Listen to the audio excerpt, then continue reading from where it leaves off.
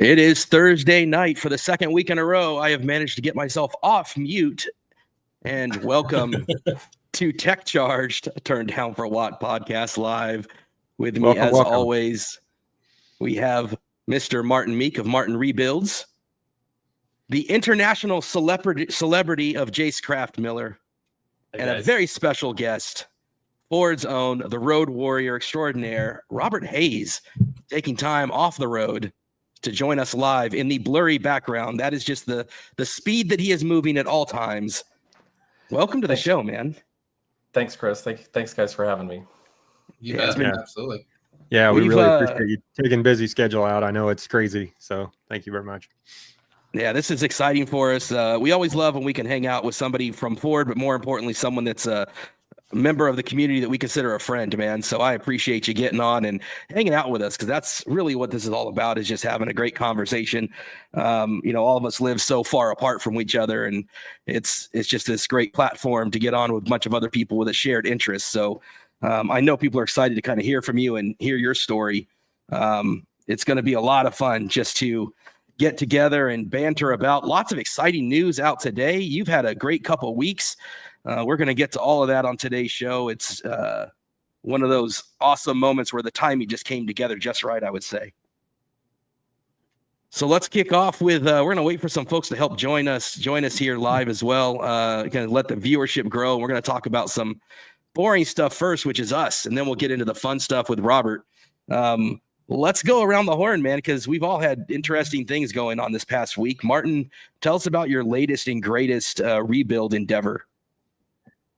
It's been a crazy week. So I contacted a member about a truck that he wrecked. It was in the snow, kind of a unicorn now, an XLT extended range, a 23, that he ran off in the ditch in a snowy bank and kind of run it down the left side of the truck. Weren't sure if the truck was going to end up totaling or not, because it didn't blow any airbags. It just basically got the entire left side. And turns out it did. And I had contacted him. A lot of times, if you buy your truck back from the insurance company for buyback, they'll give you a number. And he tried to go through that process, but it didn't work out. So the insurance ended up taking it. About a day or two later, I saw it on Copart. And so I've been waiting for it to kind of pop up, and last week it popped up and went up for sale on Tuesday of this week. So we decided to bid on it and got it bought, believe it or not. And Lightnings in the rebuilder world are bringing crazy money. It's even tough for me to buy anymore. I haven't bought one since the 23 that we built on the channel, because they're so expensive. I just can't seem to get things bought. You're bringing 25 to 30 grand wrecked. And, we can buy new ones now in the 50s. So it's tough to try to compete with that market. So this one we got bought right. We're going to bring it in and fix it. I have most of the parts already to build it from Joe's truck that we built, and haven't finished that video yet. But Joe's truck that we built out of, he went back to Florida. And so we have some parts left over out of that build that we're going to build this truck with. Actually going to get it tomorrow. 700 miles. It's 350 each way to St. Louis and back from here. So pulling the trailer up and then pulling the XLT back with my Lariat, the 23 Lariat, which will be an interesting one, because I haven't pulled a truck with a 23 extended range non-max tow yet. I've done a lot of towing with my max tow truck. So we'll see how the truck reacts with the Lightning on the back of our trailer. So it'll be an interesting trip. Should be 3 charges on the way up, and it's saying 4 or 5 on the way home. I've been using a better route planner for my routing. And then as far as what we're going to use for navigation, I'm a big fan of Google EV routing, but it's horrible for trailer towing. To me, there's only 2 that you can use that work really well for trailer towing. And that's, number 1, the factory navigation. It works the best. The only drawback I have is you have to put your Tesla stops in manually. You have to go in and put the address in, which is what I'm going to do. The second one is a better route planner, and it will integrate. It has the battery percentage through Android Auto, but I don't use that because you have very limited user interface on the truck with Android Auto. You basically have to pick up your phone while you're driving to make any changes. If something happens, you're gonna change charging stops or whatever. You can't do that via voice command like you can in the truck with the factory navigation. So we'll be running that factory navigation tomorrow. So yeah, 700 miles. I'm going to post it on our Facebook group as we do stops. I'll be filming the whole thing. We're going to film this whole truck on Martin Rebuild's YouTube channel. So it should be an interesting build, to say the least. So yeah, now, Robert, crazy day. With all the road trips that you get into, and we'll definitely get into some of your recent ones. Do you go through all the different options of navigation, or do you always stick with the factory nav? Like, what's your approach when it comes to that kind of stuff? Because it's both a professional thing that you do, but it's also just an enthusiast thing that I'm sure you try out all of them at some point. Like, how do you approach that? I usually, most of my road trips are to pretty remote, out of the way national park type places. So one of the things I really like about using connected navigation is it has the base map downloaded. So if you can have navigation in the middle of, we'll get there, but I was just down at like Big Bend National Park in Texas, 3 weeks ago, and there were places that did not have very good cell service. Yeah, you can, for Apple Maps and Google Maps, you can pre-download in advance if you're the type of person who thinks ahead. It's nice to not have to be the type of person that thinks ahead. But as someone who's been a Android phone user for a long time, I was really excited when Google Maps EV routing launched. And as someone who recently converted to iPhone, very recently, I've been trying to use Apple Maps EV routing as much as possible to do that benchmarking and understand the CarPlay and Apple Maps life now. I'm right there with you. I've been Android the whole time. And then when my daughter this year went back to school, she needed a cell phone for some different things around the house. All of our house is connected. We don't have any kind of physical keys or garage door openers. It's all connected to a phone. And so it just made sense. My wife had an iPhone. They say happy wife, happy life. So it was more likely for me to go to iPhone than it was for her to go to Android. And certainly easier for my daughter to learn Apple than it was Android. So I've been kind of on that conversion myself, trying so hard. I even took an old Android because I'm so resistant to it. And I tried to run with an old Android that just wasn't getting it done. And I finally just had to rip that Band-Aid off and just I will navigate to work and navigate home, just trying to get myself the muscle memory of getting used to using that Apple navigation. And it's now with that recent update with having the Tesla charging in there, it's pretty darn spot on now for me, but I'm not towing the way Martin is. So everything it's doing for me is pretty much, predictable in a lot easier way. Martin, you talk about Copart a lot. Yep. Is that, Winston talked about Copart when he was on the show back with us. Is that just the thing? Is that where it all goes? It all goes to Copart. Are there others? That's just the predominant one? Yeah, there's others. There's others. I like Copart just because of the way they do their apps. To be honest, it's silly. There's really two, Copart and IAA, Insurance Auto Auctions of America. They actually got bought out by Ritchie Brothers. So Ritchie Brothers is a huge auction site for heavy equipment, but IAA is a subsidiary of Ritchie Brothers now. But those are the two main ones. If you wreck your truck, the insurance company takes it, like Jace's. It'll end up on Copart or IAA. No idea what you're talking about. Yeah. I was going to use that. I was going to use that as a transition, but we don't have to. Yeah. I'm sorry. Everything you're speaking about sounds really familiar. Vaguely recall. Yeah, it's going to end up one of those two places. Jace, you want to give us an update? So, I buy from them. Yeah. Ahead, Things have been good. It's been a long week. It's only been a week, which is crazy. But as if you guys don't know, I was involved in an accident on the highway. It was completely my fault. I reached to grab something and I touched the wheel with my leg. It's really what happened. And my truck hit the wall at about 70 miles an hour, and I am okay. It was crazy. It's kind of a good reminder to, slow down and take driving more seriously and really, just be thankful for, every moment truly, and just slow down. I have a lot going on in my personal life, a lot of stuff going on. And, I was in a hurry and rushing and about almost home, as they always say, like you're a mile home every time, and your mind kind of turns off. And that's exactly what happened with me. So one day I'll go into the more details, and I think it's a good lesson for a lot of people. So it's good to kind of talk about these things, and be honest, with kind of what took place. So, Jake, but accidents happen, buddy. I mean, Yeah. I did the same thing over Christmas. I was not paying as close of attention as I should in town, 3 miles from my house at 30 miles an hour, and ran into the back of a lady because she hit her brakes. You can justify and you can say all the things, but at the end of the day, we're responsible for our driving. So you got to be cautious. It happens. Yeah, absolutely. And thank God it was just me. There was nobody else involved. I smacked my head really good. That's probably the longest lasting damage that I'll have. But again, I wasn't maimed or physically harmed, in any other way. So other than bruised and, that kind of thing. So really, I'm okay. My ego was really bruised, to be honest, out of most of everything.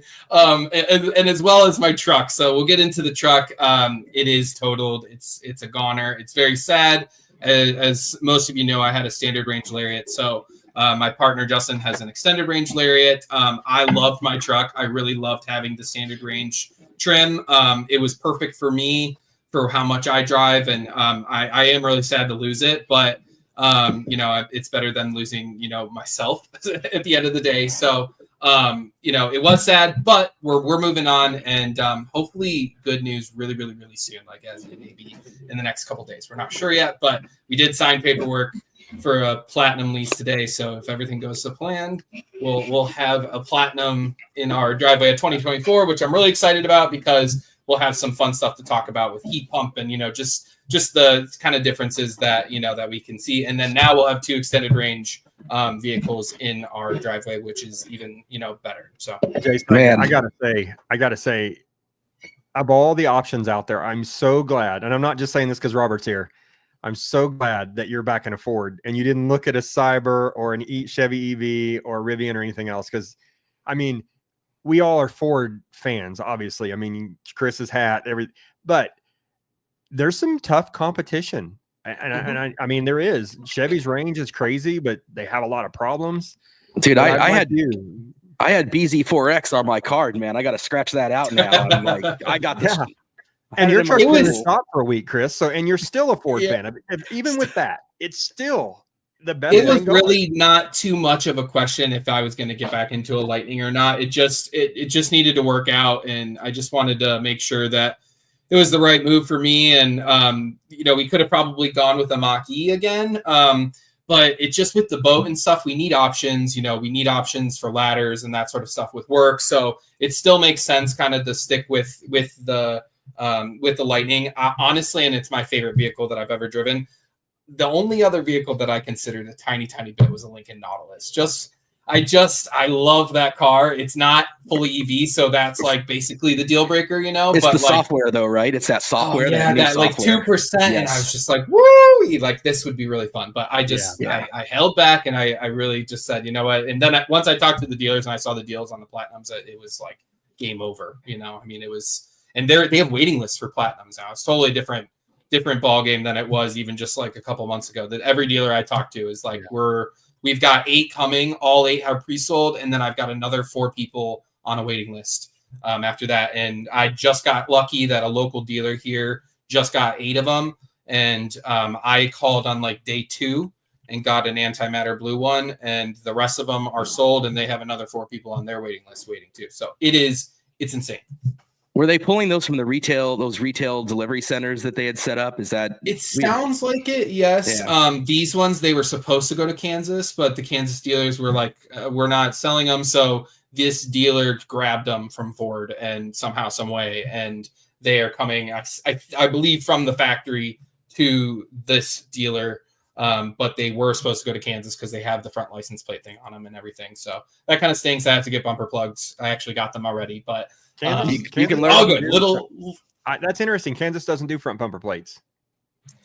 So maybe it wasn't Kansas. Maybe he was maybe he was mistaken about the state. But yeah, they were supposed to go to another state basically. But they're now in Ohio. So hey, Martin, I was going to say maybe you can replace the little piece that the bumper plugs. Is that an easy piece to replace? I mean, you might have a spare. So you probably have a spare just sitting there in your garage somewhere. I do, man. Actually. Right? It may not paint match. That would be the challenge. The Brandon Flash just went and found that. In my Mach-E, I had to put bumper plugs in as well. Actually, I got to give you a little shot here of what what's coming. So this, if it loads, yeah, there's antimatter blue in a Lariat. I'm really excited. It's very similar to the kind of black that I had.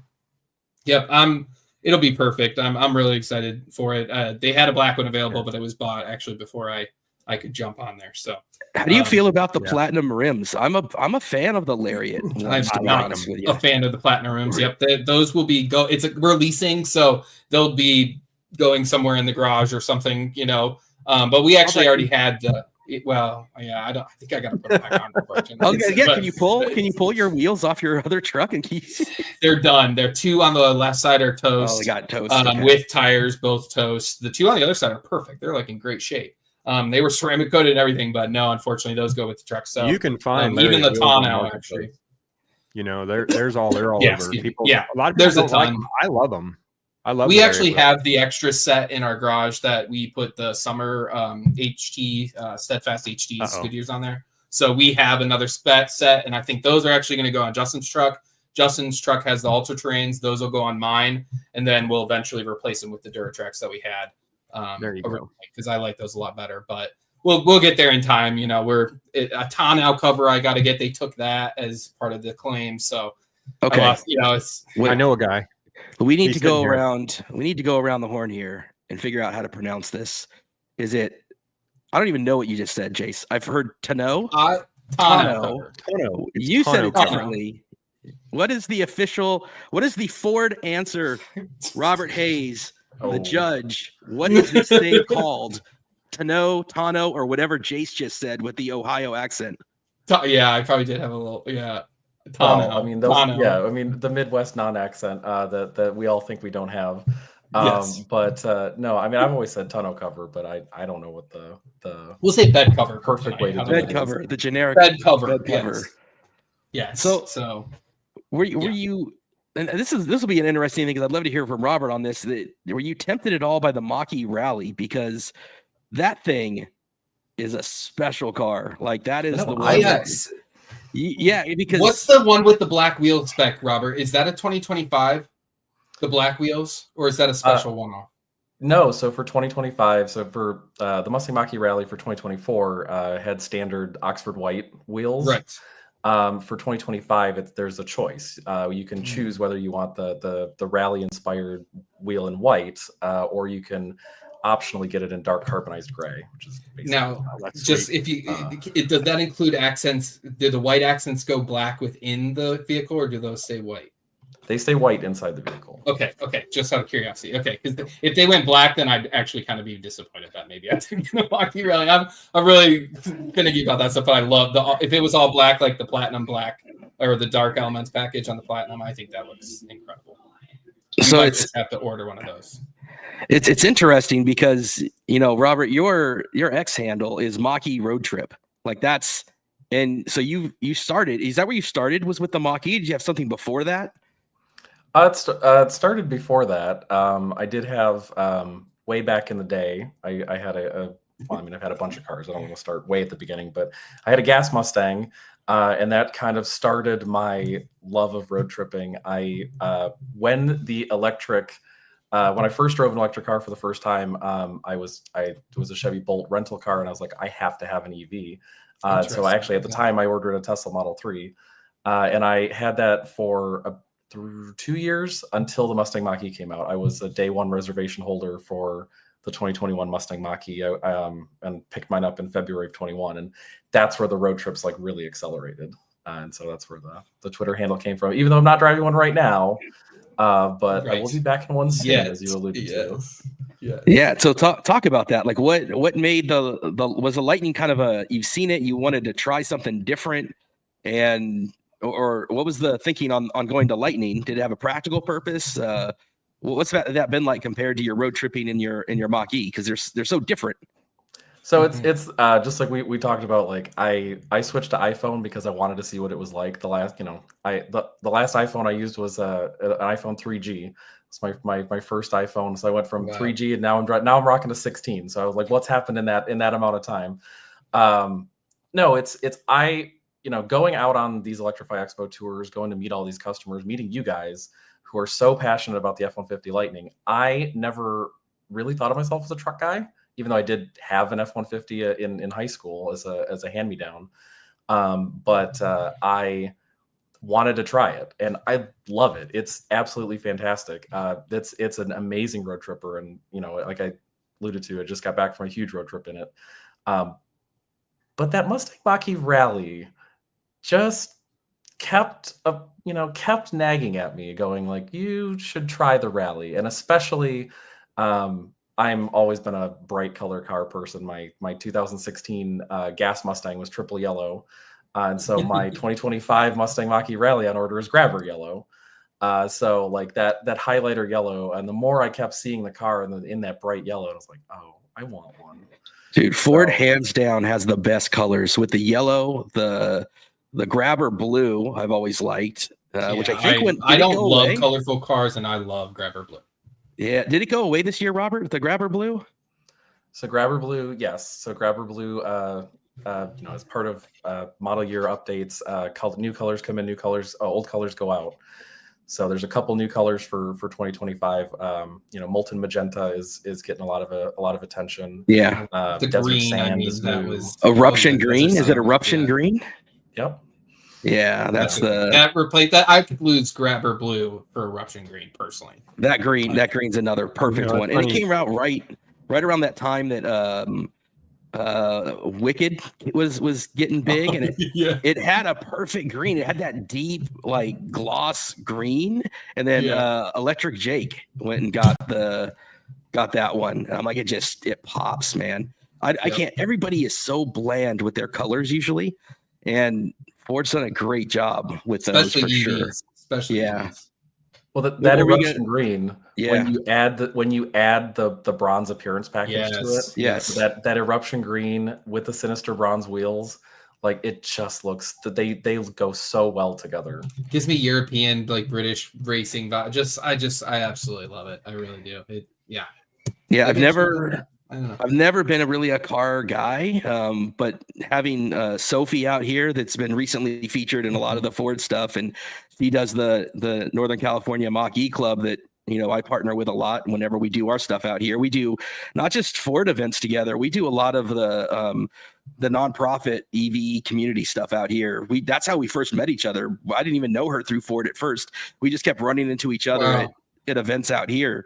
And she's got that rally, and man, I've been in that a couple times, and it's a cool car. The stance on it is so cool, and it feels so cool. And the thing about it is it's got that GT Magna ride. Like that's everything, man. Like once you feel that Magna ride, it's a game changer on the driving dynamics of it. I think that's what appeals to me so much, and I think that's what I'm like. If I was ever going to consider one, that would be the one. And that's what you've got that on order, right, Robert? You've got the the rally, Mustang Mach-E rally, in grabber yellow, of course. No, Sophie sets a pretty high bar for having fun with that. Yeah, she really does. So she set the competition high. I gotta plan some fun things to do with it when I get it. Yeah, I keep surrounding myself with people that are using their vehicles in far better ways than I am. Martin's out here towing things across the country with like giant trucks on the back of them. Sophie's off-roading her deal, and I'm going to Costco and taking my daughter to ballet. So it's I've definitely got that middle-aged midlife crisis guy. No less important, Chris. No less important. No, same thing. I hear you guys talking about the Mach-E, and we actually have a Grabber Blue 21 GT Performance Edition. And we took it last night, 150 miles over to, eat out some dinner. And I'm not a car guy, right? I like, there's a few cars I've always wanted to own. I had my Shelby GT500 in a 12. That was fun. I want to drive a new Shelby just because I think that's an awesome car. Hate to say this, I want a Tesla Plaid because they're so fast. Only that reason, not because of. But this GT Performance Edition, I got to tell you, is the most fun car I've ever driven. It's more fun than my Shelby. It's more fun than even the P85 Tesla we built. It's just so much, and it's comfortable. I tell you, it's not as road tripper. I don't think as long distance road tripper as the Lightning is, but the grabber, like you said, Jace, grabber blue. I love that color. I think it's. Yeah. I have a '78 Ford that I posted about a few weeks ago that we're building in the shop, and I'm thinking serious about taking it from the original baby blue that they were to grabber blue, just because it's such a cool color. But my wife wants rapid red. Robert, I got to tell you, I'm really jealous of your truck because that's what I want. I want a rapid red Lariat. That's my color. Even though it is a fantastic. My channel is blue, everything's blue. I just love the rapid, and she's in love with it. There's a guy that posted yesterday a rapid red Mach-E GT, and he did the black, wheel, all black wheel, and she texted me and she said, I got to have one of those. So we're looking for a rapid red Mach-E right now. So good luck finding a rapid red Lightning. There were none. Like it was crazy. I couldn't find a single color other than black, white, or antimatter blue. There was 3 of them in the last 6 months on Copart. Guys actually wrecked those, and not one of them was max tow. I really want my next truck to be a max tow because I'm using it that way. It needs to be for you. Well, we'll see tomorrow. If I really, because I'm going to push it. I'm going to push the Lightning at 80. Yeah, I'll be curious. Yeah, and I will see. I'll see going through on I-44 from Joplin to St. Louis is a lot of hills, and it's a lot of high speed on the turnpike, on the interstate. I mean, on I-44. So we'll be pushing 75 to 80 the whole way, and we'll see how that truck does. And I have an OBD2, so I'm going to watch all the pertinence besides what you see in Ford. I hope someday they create a tech screen that lets us see that without having to have this aftermarket stuff. But for now, it's a good workaround for us to be able to say, hey, what is the front motor doing? What's the rear motor doing? I'm a tech guy, so I want to see all that. I understand why, the average Joe wouldn't know what the hell they're looking at if they saw the front motor temp. They're like, I don't understand. But, a lot of people do. So for me, I'm going to watch that stuff tomorrow and really see how the truck performs as a non-max tow. It's just another cooling system, so it's not the end of the world. But we can call it the haze screen, and it's the one you go into when you're road tripping. It's the special edition haze update. I like that. Let's get that in the feedback loop, guys. Guys, I definitely could take that feedback back. I always kind of laugh because you guys are Android users, right? If you go into the settings on your Android phone, you just tap on the version number like 7 times. This little pop-up goes, "You're a developer now," right? Most people would never know that's there. There's the hidden stuff is cool. It's funny you mentioned that. I found that accidentally in the Mach-E yesterday, a screen, and I won't tell everybody here live how to do it, but there's a series of buttons you push on the steering wheel, and this whole development screen comes up on the center console, and I'm like, wow, I didn't know that was there. And I'm sure it's nothing for Ford techs to know it, but I looked at it, and as much as I do with FDRS and forescan and updates, I wasn't about to touch anything in there because I don't know what it does. Once again, pointing out the difference where Martin has a text screen and I make a rose appear with my secret Easter eggs. we are not the same. That's hilarious. So funny. I think having road tripped in both of them, Robert, if you had to say the difference in maybe it's mood or whatever it would be, right? What would be the road trip? You're like, the Lightning that's the vehicle for that trip. And then the Mach-E, that's the vehicle for that trip. Like if you had both in your garage, like how would you make that choice? The Lightning's definitely the highway cruiser, right? The one that's all interstate, eat up the miles. That cabin is so quiet. Blue Cruise plus that totally quiet cabin. It's a stressless experience, right? I mean, and I am not a fan of driving in traffic like at all. And every time I've been driving through Chicago a lot lately, and I somehow I can make it from Michigan to the other side of Chicago through all that traffic, and I come out the other end and I'm not as tense, and it's like, wow, that's a miracle, because that's always been, I've dreaded that my entire life, right? It's like we have to go around the bottom of Lake Michigan, right? You have to go through all of that traffic on 80, 90. So that's kind of that would be what I do with the F-40 Lightning. But one of the trips I took with the Mustang Mach-E was down to the Tail of the Dragon in North Carolina, right? And that's a road that I would want to have the Mustang Mach-E on more than the F-50 Lightning. The 119 curves and 11 miles or whatever it is. I think it's something like that. That was a very fun trip, and some of those pictures that those roadside photographers take as you go down the Dragon, they could be marketing photos. Like those guys are so good. I feel like we should just go do a marketing shoot, just drive down the Dragon and buy the photos from them. Now, Robert, have you taken that dynamic in action anything photos? else? I mean, they made me look like a, you know, they made me look like a you know, car and driver spread. Yeah, exactly. Yeah. Have you done that in any other car? My Model 3 and my Mustang Mach-E. So compare those two, because we have both of them as well. Do you to me, I can't imagine you saying the Mach-E wasn't much better for performance and handling. So my Mustang Mach-E, I guess, and the Model 3 I owned before it were both rear-wheel drive, and so I did not have a GT or a performance. So from that perspective, they're you know, they're different. I always thought the Mustang Mach-E was a little bit quieter, and I like the handling. I like the handling of the Mustang Mach-E quite a bit. But I didn't have a GT. If I had a GT performance, or you know. Yeah, it's not even close with a GT. When I get my rally, I know I've got a destination to take that rally to, because I want to see how it does down there.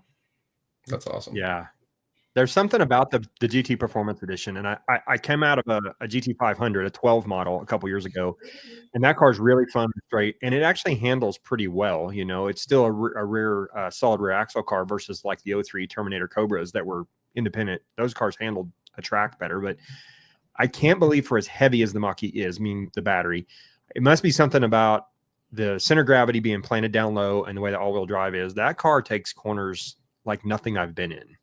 It's just so much fun. And the Magna Ride, I mean, I haven't been in a premium or a standard, you know, like a California Route 1 or anything, but I can't stress enough how much fun it is to just drive that car, you know, around corners. And yeah. I think Mitch making the point that just how the Teslas, especially those early Teslas, really the refreshes have got a lot better and a lot softer, but those early ones, they would jar you a little bit. And I think the Mach-E definitely has the softer ride. And if you're talking about the Magna Ride, it's like I say, it's a whole nother level. Well, there's no comparison, Chris, on our 21 Mach-E GT Performance Edition to my daughter's 22 all-wheel drive long-range Tesla. The Tesla is loud. Chris, I watched your video, the creaks and stuff that you experienced in the Cybertruck. Same thing with Model 3. And I'm not knocking Tesla. They're a great tech company who's building cars. You know, Ford's in my opinion, the best in the world at building cars, and we're pretty good tech. So there's a difference there, but no comparison. The NVH inside the cabin on the Lightning or the Mach-E, I've never been in anything that was as quiet as the Lightning ever, and the Mach-E's right behind. Yeah.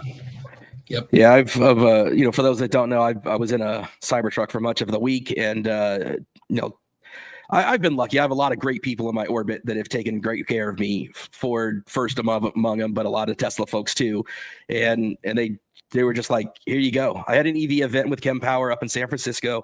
Didn't have my truck available. I didn't want to roll into an EV event with a gas vehicle, and they were like, here, take the Cybertruck, and gave it to me for the, you know, much of the week, and took it up and got to experience it. And I'd been in it many times before, but never for a long-term situation like that. And yeah, I did, you know, I'm always honest about that stuff. I did the recording. I did a couple FSD stuff that I'll post.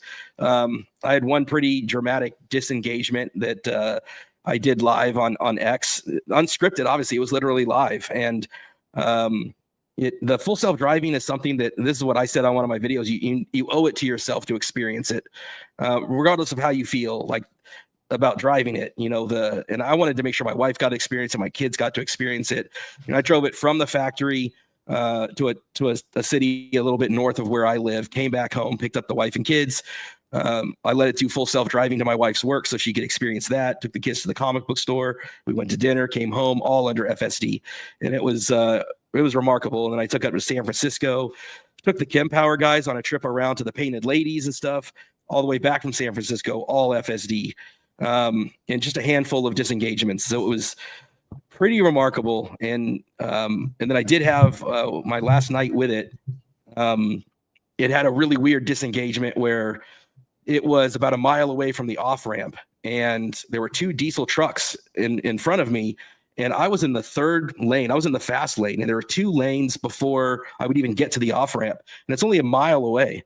And I'm literally live on the X Live thing. And I'm like, it's got a mile to go. It's got a decision to make here. It needs to either pull behind these trucks or it needs to go faster.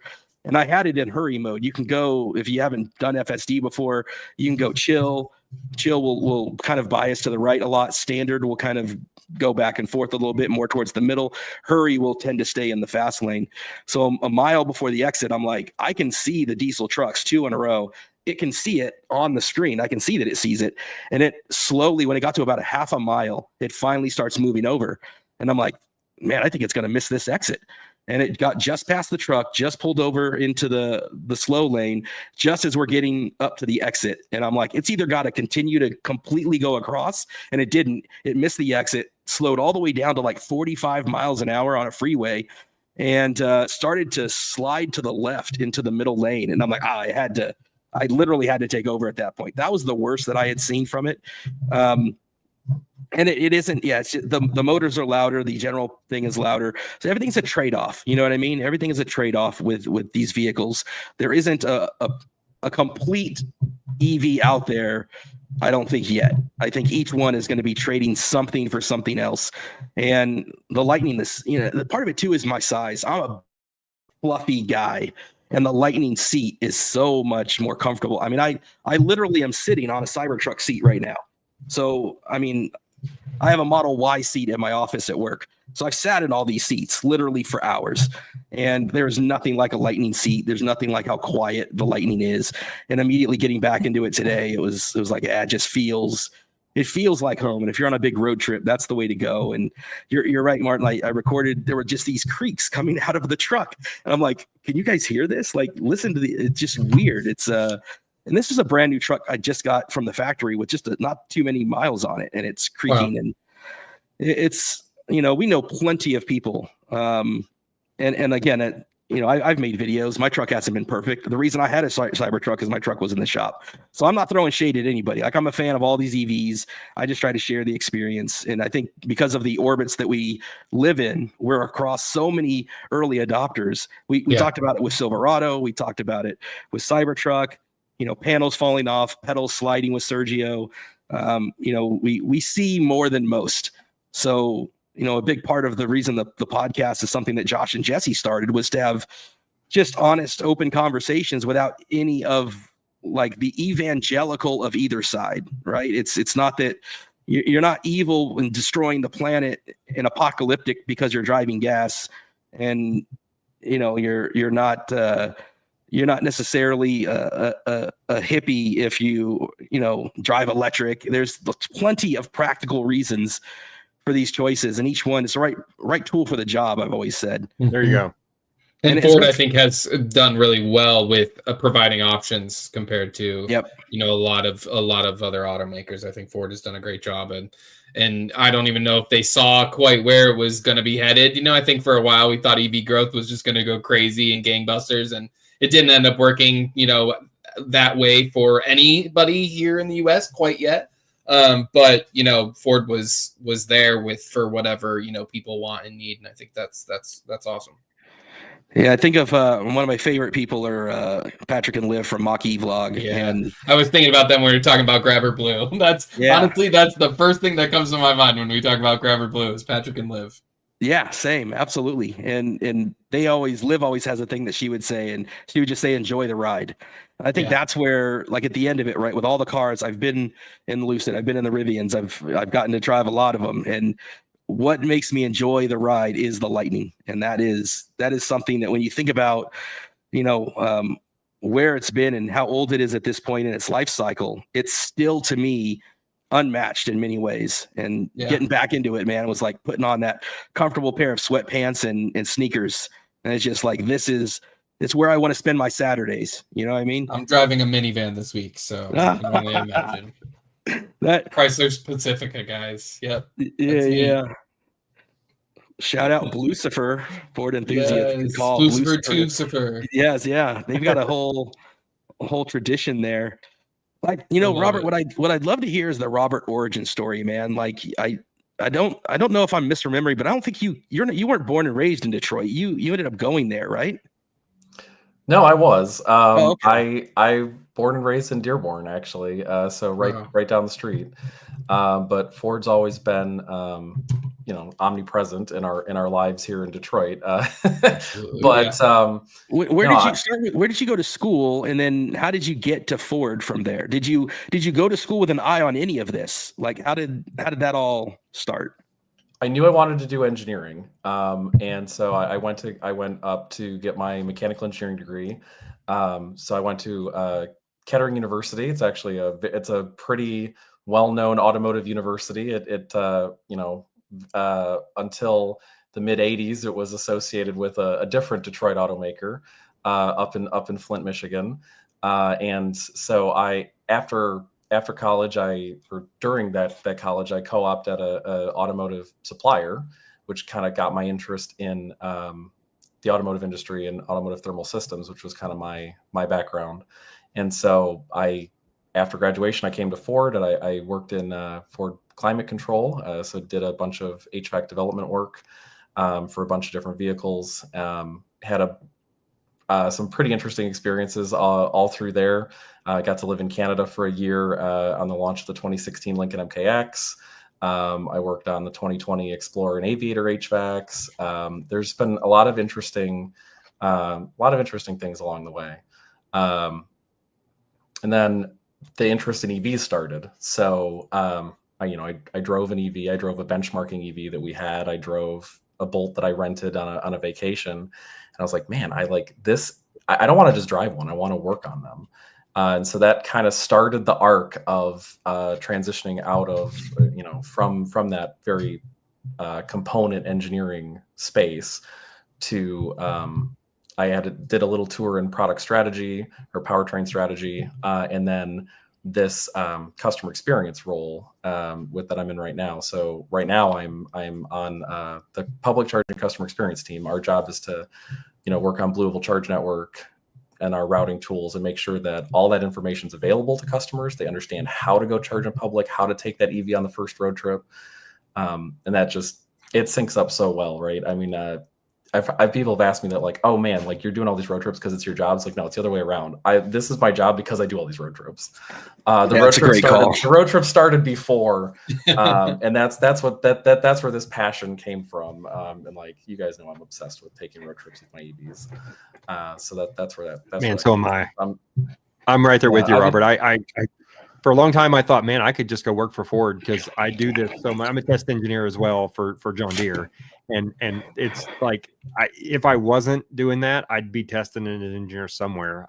It's in our blood when you get to this tech stuff.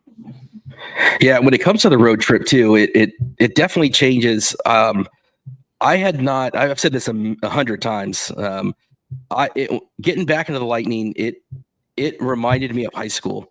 Like, give me an excuse to go somewhere. I don't even need a destination. I'm just going to drive. And I've done that a few times around the Bay Area and just found areas that I didn't even know about by turning a couple corners and a couple hills and here and there. And I've done trips to Southern California and to Vegas that I would never otherwise do if not for the fun of driving an EV. It adds something to it. It almost adds, I've compared it to piloting before. Like, it just adds something cool. The planning, it's almost like a game. Like, here's the plan in my head. Here's the strategy. Will it work? How will I adjust midway through if the wind changes or if different things happen? It really is a game for me. It's a lot more fun, I think, just driving and piloting an EV, and the comfort level and the quiet. It's so much different. And Jace, it's funny because I came out of a minivan after 8 years, and it was just a way to get from A to B, and I couldn't wait to get out of it. And I had every time I have to drive my wife's car, I'm like less likely to want to do an errand. But in the Lightning, I'll go to Walgreens, I'll go to Target. Where do you need me to go? Just give me an excuse to get in that thing. Absolutely. And, do you guys find that to be true for you guys? I absolutely. Yeah, and that piloting note that you mentioned, like, if for someone like me, like what I get excited about when I take my road trips, and at this point I've done, like I've driven a lot of these highways before. I go out on plug share and I'm not even necessarily looking for the optimal charger. I'm not even necessarily looking for the fastest charger. I'm looking for the most interesting charger, the one I haven't been to before. because that's the sort of stuff that makes me get excited. And so like, you know, I kind of did some tweets about the road trip, and some people asked me, they're like, oh yeah, like how long did the charging take? Like, well, I don't know if that's a fair comparison on this trip, because like I was like wandering around trying to just find interesting chargers. I wasn't trying to get there. But for most people who don't care, who put just as much, who don't want to put any more thought into putting electricity into their car than they do putting gas into their car, that's where, you know, it's nice to have those routing tools that you can just stick in, like, I want to go to Chicago, go, right? And it's going to take care of it for me. Yeah, and talk about that a bit, because I'm similar. When I go to route plan, I'm trying to find an interesting charger that my kids are going to enjoy. Like Kettleman City has some cool things at that stop that are, it's got this old Western kind of feel. We're doing a stop when we're in Arizona. We're staying at a hotel that is like an hour away from the Grand Canyon, because there's like a hotel with a train that will take you to the Grand Canyon, and there's chargers right there. And so strategically, like a lot of my plans, we're going to stop in Needles and stay overnight in Needles, because there are chargers right next to a hotel. And so there's strategically kind of, I'll look kind of like what you said, Robert, I'll look for the amenities and the fun parts of that charger before I do anything else. And then I'll plan around those stops. How are you approaching those things? Do you stumble across them? Do people tell you about them? Are you searching for them? Like, how do you find these interesting things that you want to go to? I mean, I probably spend way too much time on PlugShare. And for me, like, I do too sometimes. For me, like, you know, a lot of people turn the coming soon off. I turn it to show only the coming soon. Because like I want to know for future road trips what to have in mind, right? What's gonna be there. But like one kind of interesting thing is, like, back in 2022, I took a big road trip out to the West Coast. And my parents were looking to take a summer road trip of their own as well. And they have a 2021 Mustang Mach-E. I had a 2021 Mustang Mach-E. And they wanted to do a cross-country road trip of their own at basically the same time. They were going to be coming home, but they were going to be leaving on the weekend I was coming home. So we actually met each other in Nebraska at the Grand Island Electrify America. We both rolled in within a minute of each other, and like got to charge our cars together. It's like me ending my cross country road trip and them starting theirs. But I think that's a perfect example of, you can do it either way, right? They did not spend hours and days of their lives on PlugShare. They don't know the difference. They don't know the different manufacturers of Electrify America's equipment that that I was obsessing about at the time.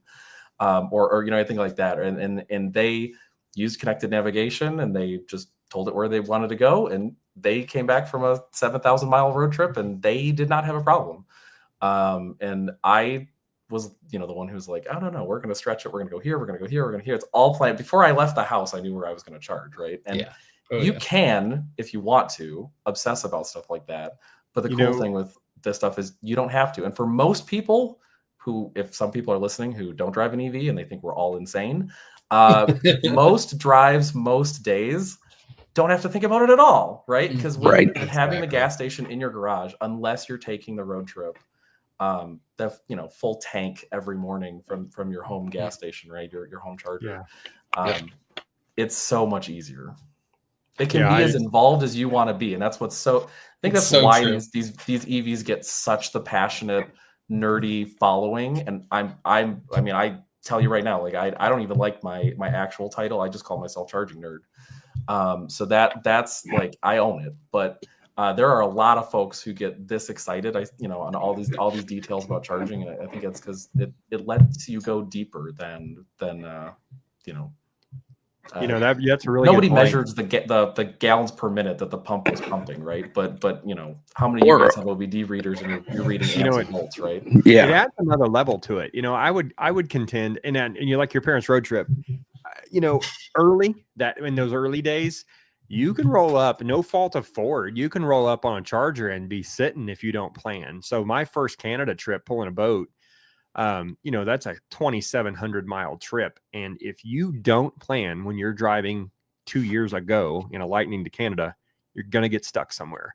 Now, I've always said you're never really stuck anywhere. You've got your mobile charger and you've got every campsite in America. that you can pull into, and most of them will let you charge if you get in a bind. But most people don't think about it like that. They just want to plug the destination in and go. But I would contend just the opposite. Before EV life, it was about where are we going and what can we see along the way. For me now, I get excited about the plan as much as where we're going. Like we're doing a 3,500 mile round trip from Kansas to Colorado to see Chris, going to a wedding, and then we don't even know what route we're going to take back yet. But I'm excited for my wife to tell me I want to go here, here, here, and here, and then I can sit on hours on a better route planner and PlugShare, figuring out what's cool and where can we stay and what hotel's got a charger, and that gives me a whole nother level. And yeah, I'm like you. I'm a nerd when it comes to this stuff. I love to plan it out. The first year's trip, I had 3 backups to every single stop at 110 to 120 miles apart, all the way to Canada. The second year, whatever about a route planner said to go, I just did. Because, I got to tell you, the Tesla network, as reliable as it is, changes the game on how much you have to plan. And so for me, I just try to avoid non-Tesla or non-Electrify America. I usually have pretty good luck with Electrify America. And I still admit, Robert, like you said, I'll hit up PlugShare now and just check that the non-Tesla chargers are working. I don't even check Tesla on PlugShare. I just know it's going to work. There's so many of them too. Even if 1 or 2 don't work, there's 15 more there. I've never been to a Tesla charger in the hundreds of charging stations, and the whole station been down. It's never happened. Yeah. But I've done that many times with non-Tesla stocks. Definitely. Yeah, and it's improved significantly. Like just in the road trip that I just did earlier this month, it was entirely uneventful. I was thinking like, what charging stories do I have for you guys? And I'm like, I don't. Every single charger worked. So going to do you have to wait it all? I didn't have to move the truck once, and that was across. Sorry, I didn't catch that. Do you have to wait it all? No. So, I mean, I was in the middle of nowhere, but for a lot of that, I was in the middle of nowhere for quite a bit of that. But every single charger worked on the first try at full power without having to move the truck across every network. So it was cool. Entirely uneventful, which is exactly how it's supposed to be. I did a road trip in Norway last summer, and it was that was like, I came back from that trip and was like, everything just worked. And that's where it comes to the kind of interesting locations can kind of add to that. When I did Vegas, it was really cool because you let me know about Henderson, Nevada was the westernmost Ford charger that had existed. I had never been able to charge on a Ford charger. And so I went out of my way to go to Henderson because I wanted to charge on the Ford charger. And I did the same thing with the Kempower stuff, like the Cybertruck. While I had it, they were like, go to any supercharger plug-in, it's free. Like you'll just charge up. But I went out of, I wanted to charge it I paid to charge it at Kempower because I wanted to charge on those. And I think, I'll go to these Electrify Expo or I'll go to Act Expo and these things. I want to charge on an ABB. I want to charge on a Hick 400. Like I want to try all these things, right? And it's that's sometimes just finding something different. Charge Point is right down here in the South Bay. There's no reason for me to go and pay a Charge Point, but I wanted to go see their new, their new chargers. And so I went down to the South Bay and literally paid for no reason to charge on the charger because I just wanted to try it. To their credit, they only charge 25 cents. Secret pro tip, guys, if you're in the Bay Area, go to Charge Point. They only charge 25 cents per kilowatt hour at their office on all their chargers. So if you're in the Bay Area, the best deal you're going to get is right there at Charge Point. There you go.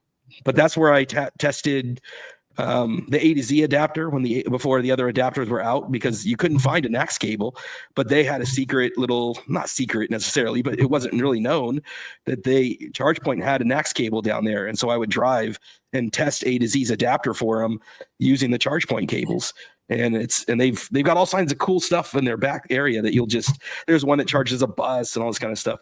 That kind of nerd stuff is fun. Like track down one of those odd chargers that you haven't, even old chargers. Like sometimes you have to stumble across an old charger, an old tritium, it's like, oh, tritium. Remember these guys?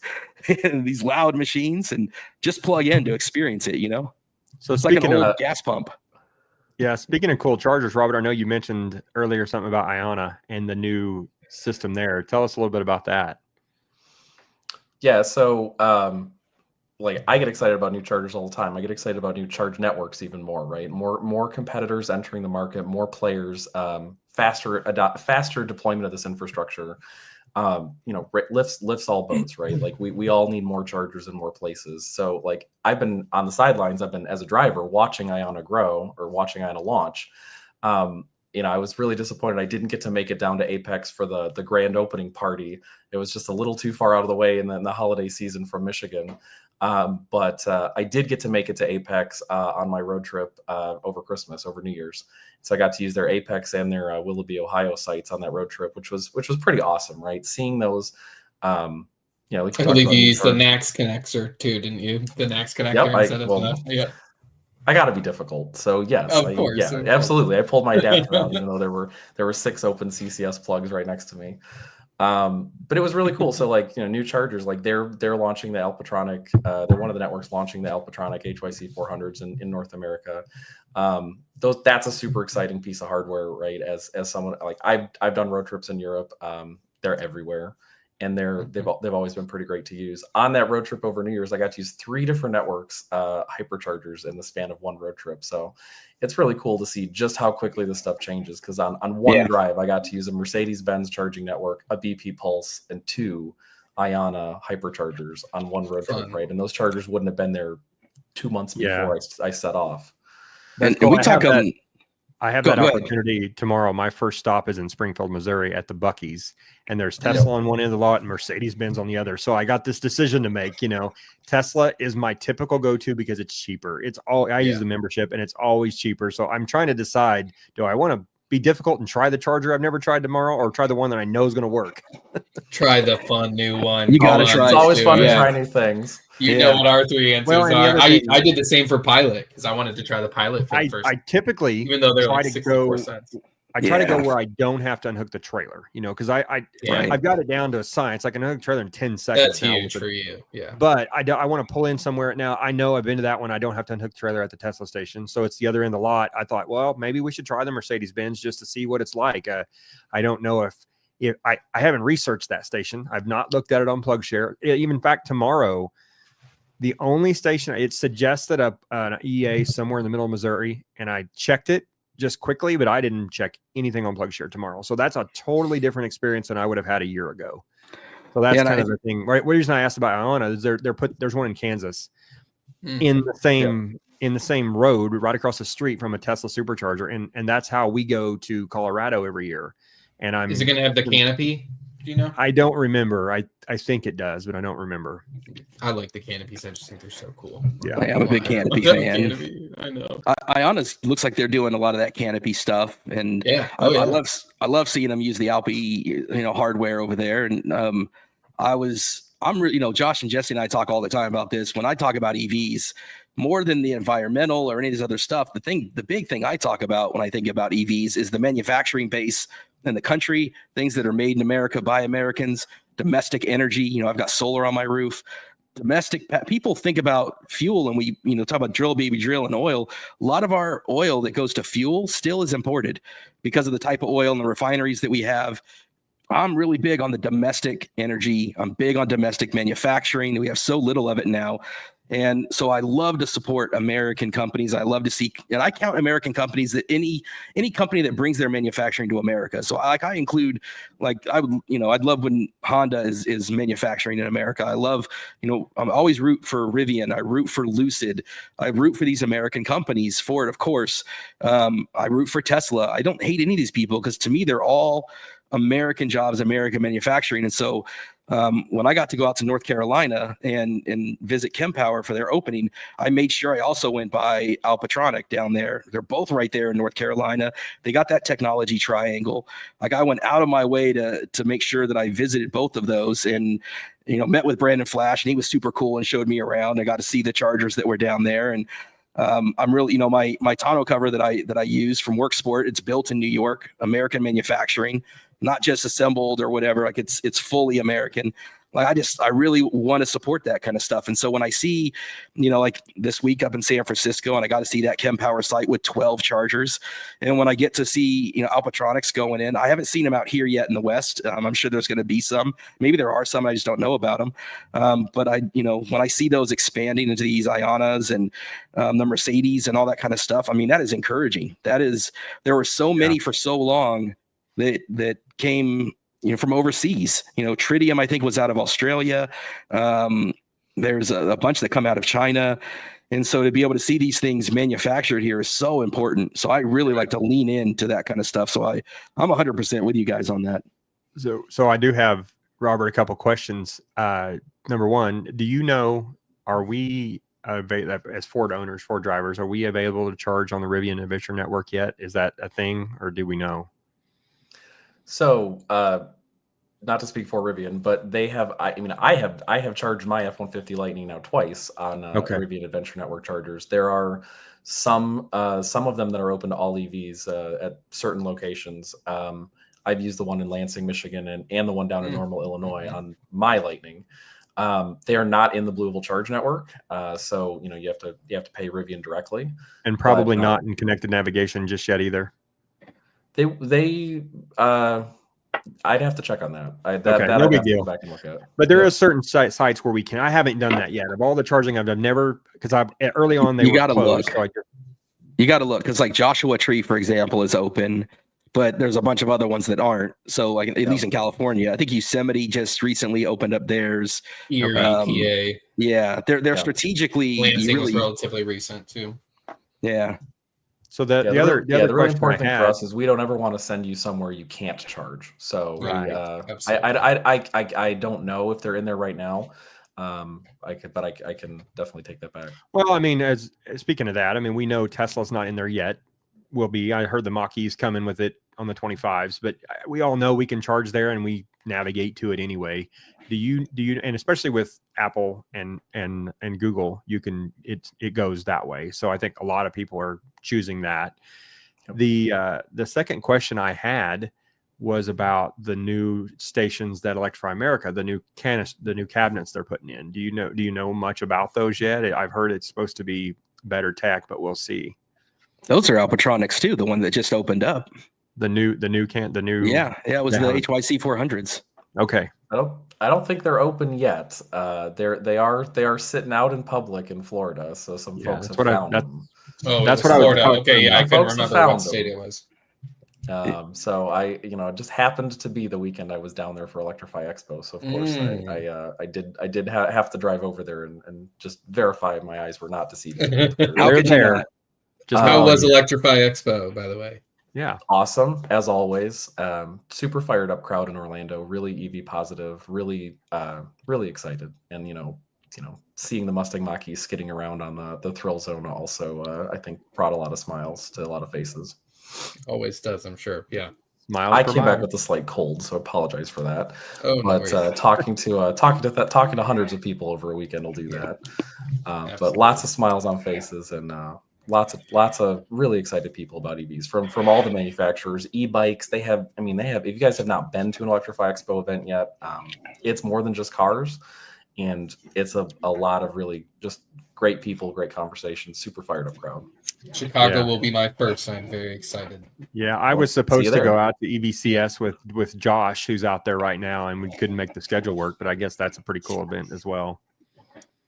Yeah, and for Electrify Expo, Robert, do you guys always do out here in the Bay Area? You guys have you got the clubs together and the folks together. Are you guys doing that at every location this year, or have you guys announced if that's the thing that you guys are trying to do at each location, or does it just depend on the logistics? We're always trying to get owners and enthusiasts together. That's one of the things that I love so much about what the team gets to do, that we get to go out and travel. We get to go meet you guys. We get to, go to the Cars and Coffees, go to all the special events. And I think we'd like to do them as much as we can. I don't know if they're going to be at every Electrify Expo stop, just depending on if the logistics allow. But it's definitely something that we're going to keep doing as much as we can. Are you going to be at all of the Electrify Expos? As many as I can. As much as life doesn't get in the way for, even though it is working the weekend, it's so much fun to work the weekend at these things. And Tom's barbecue, perhaps, maybe. Tom's, that's what I'm jealous Although of. wait, man. you won't have a Lightning. Will he let a Mustang Mach-E rally driver? No, it just hit me. You won't have a Lightning. Oh my gosh. Oh no. You can ride with me. I'm sure you can borrow. I'm sure somewhere in that parking lot, Robert, you can come across a Lightning. You can borrow Emma's or somebody's. She still has a Lightning, doesn't she? I drove my F-150 Lightning to the barbecue last year, which was pretty fun. Even of all the memories I'll have of my Lightning, one of the little EV nerd things I'll be proud of is my Lightning Pro Power on board powered that epic little pizza oven. Barbecue. No, the little pizza oven of his. Oh, the pizza oven. The little pizza oven that he used on the center console on his race. Yes. Oh yeah. The iconic I didn't let him put it oven. on my center console, but we used it. My truck got to be the extension cord provider for the cooking those little pizzas, which was I'll check the box. Did that. Well, make sure you look for Mach-E Mitch when you're in Chicago, because it looks like he's going to be there. So shout out to him. Yeah, that Tom Malogny thing, man. It's like it couldn't be any furher away from me. And poor Chris. That's just not going to happen. No Blue Cruise. There's no all the way across. It's that is not in the cards. But man, that's that. Every time I see that, I'm like, what an epic adventure that is, man. How much fun would that be? All the cool stuff is over there on the east. You know what I mean? Like that's where all the population density is, and so it's you and Sergio, or you and Patrick and Liv or something. You guys can just Sergio moved. He's back out. Well, he'll drive out there to get you, and then he'll probably do that too. He'd drive out to get you with his camper and drive you all the way back. You could stay in the camper the whole time if you wanted to. He can tow my Lightning back until I'm back within range, and then he'll get off there. He'll do it. Oh, he's got Silverado too, so who knows? Yeah, there's a lot of options there. Yeah, we need to get a meetup at Ben Westby's house or something, right? Something we all go up to the top of the world. You know what I mean? That would be a place to go. Yeah, lots of good characters. We're just all spread apart out here in the West, is all. Yes. Oh man. So maybe I don't know if we want to discuss while Martin, you kind of mentioned it. And today was big news with the 2025 Lightning kind of launching, and kind of some similar things we saw with the 2025 Mach-E come to the 2025 Lightning. Not anything I don't think too shocking, but good to see these changes. Yes. Yeah, I think when you Martin was talking about Tesla being in the navigation for Mach-E for 2025, is that confirmed? And I would assume it would be in the Lightning. Is that not a good assumption, or I would just assume the two would be together? Yeah, so for the 2025 model year Mustang Mach-E and F-150 Lightning, connected navigation is going to come from the factory, capable of routing to Tesla superchargers and other NACS DC fast chargers. There will be a toggle when you start the route. There'll be a toggle that says fast charger adapter needed. You could turn it on or off, that way you can tell us that you either do have your adapter or you don't, to make sure that we don't send you to a NACS charger that you don't have an adapter for, because that could be pretty bad. So we always want to make sure that you can tell us whether you have the adapter with you or not. So that's a good point. Really important. The 2025 Lightning is still a CCS port, correct? It is a CCS port, yeah. Okay. So you need an adapter. Yep. Do you know, Robert, I have a question, and you don't have to answer this if it's on the spot. Will there be a way to filter down in the connected navigation so you can say, I want to prefer, like a better route planner, prefer a Tesla and then something else? Or do they have it? Is it just like it is now where you can do fast, medium, or slow chargers? That's a great suggestion we can take back. I don't know that I don't know that that's exactly what you're looking for is going to be there for the 25s. There are some filtering capabilities. You've always been able to filter by whether the charger is currently available, whether it's in our network or not, or excuse me. But if you, more filters can definitely take that back. Not something I think that's required, because like you said, it's more stuff that the driver has to deal with. Oh, did I have this on? Did I not have this on? But I think the charging network in general across most all networks now is good enough. If you just said, take me there, it will get you there, whether you're at Electrify America or Charge Point or whatever. I think that was a different situation a year or 2 years ago. You really had to research those sites that are not good sites, and Ford.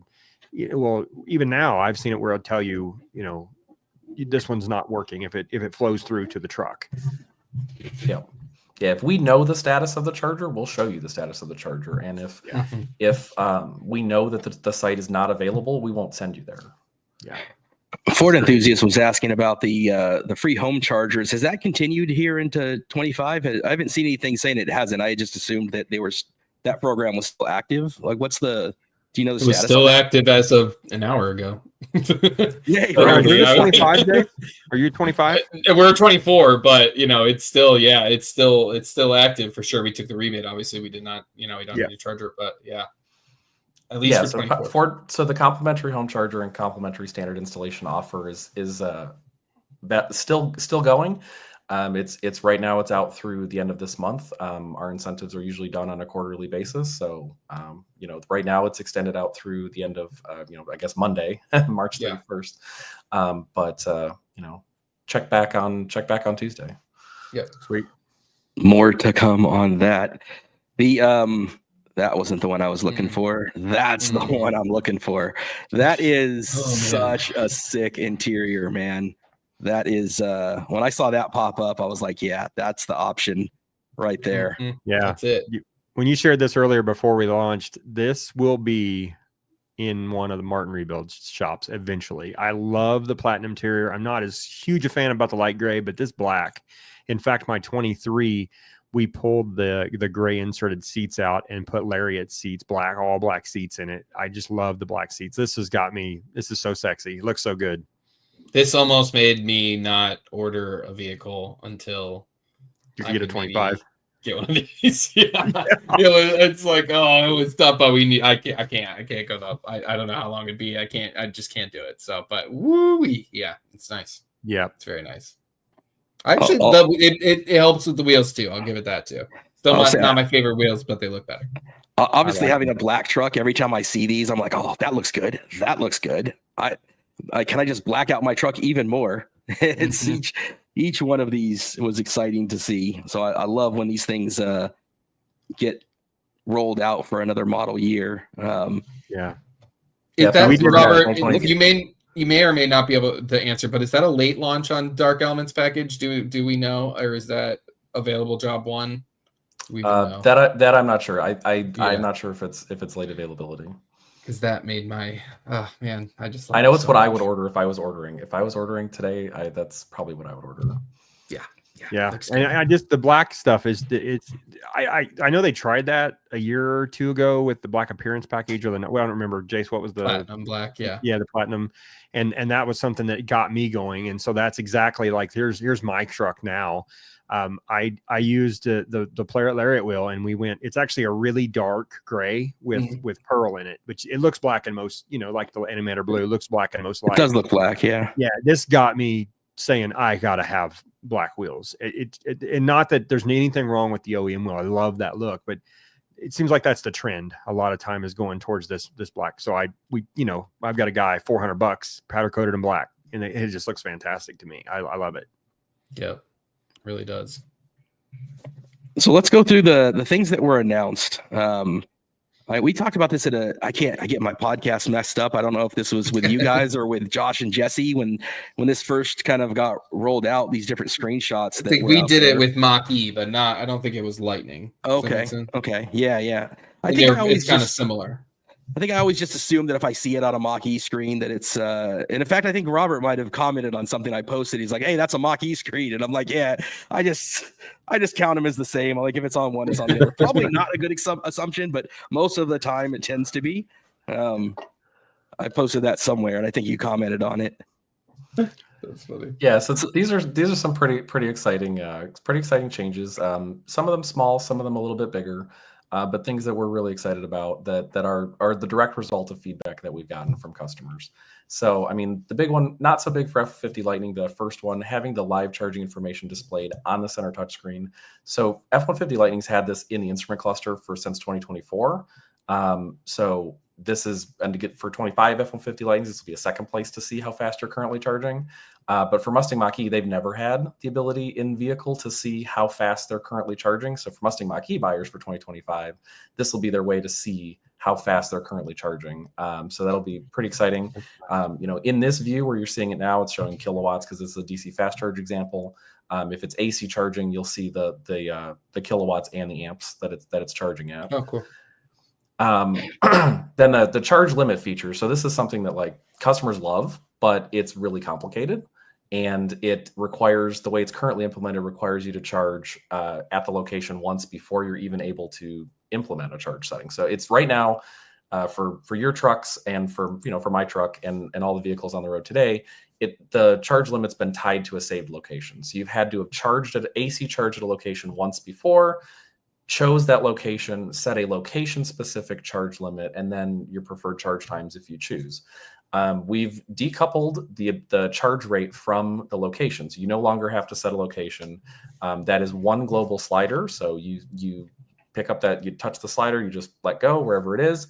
That will apply forever for all charging, AC, DC, everywhere you go. So a lot of people by default, the vehicle will charge to 100%, but you might not want to do that if you're, even someone like me has maybe a little bit of a niche use case, but we have multiple locations at work that have free charging on our campus. And so like I would have had to have set a different location for every single building that I've charged at if I wanted to be a good boy and only go to 90%, right? So that sort of thing. And that's also another thing that's up here. So for an F-150 Lightning, it won't matter quite so much with all batteries, nickel, cobalt, manganese, and we recommend that 90% charge limit.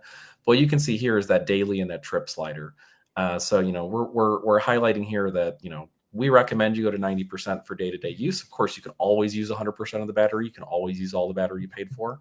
But we recommend for the longevity of the battery that you only do that when you're on a trip. For Mustang Mach-E's that have lithium iron phosphate batteries available, they'll have a different version of this slider that will go the other way around. It will nag you if you don't go to 100%. That's cool. Yeah, for those, that's smart. Those batteries, we want you to go to 100% at least once a month. Very yeah. cool. And I'm a big fan of the you can kind of talk about the nerd stuff. Like everybody from my age of trucks, the 22s, the 23s, would talk about the 80 amp chargers. Like I can charge at 80 amps. I like the idea that you can slide that down now and you can reduce the amps. And I've always been big on just kind of reminding people that if you don't need to charge at 80 amps, you're kind of wasting energy at 80. You have a lot more losses at 80 amps than you do at 32. You're going to get some electrical losses there, and you're going to spend more to charge at 80 amps than you are at 32. And so I like the idea that someone can slide those amps down when they have the time to charge slower. At the lower end of 16, 24, 32, it's 1 or 2%. But when you jump up to 80 amps of charging, you can get up to 15+% of losses on your electrical there.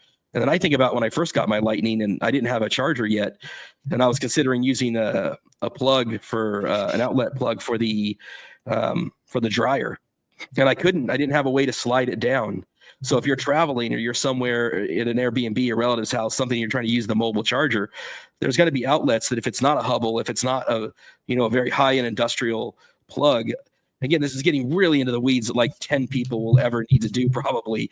But I like that ability to choose and to say, hey, I'm going to keep safe here. I'm going to kick it down to 16.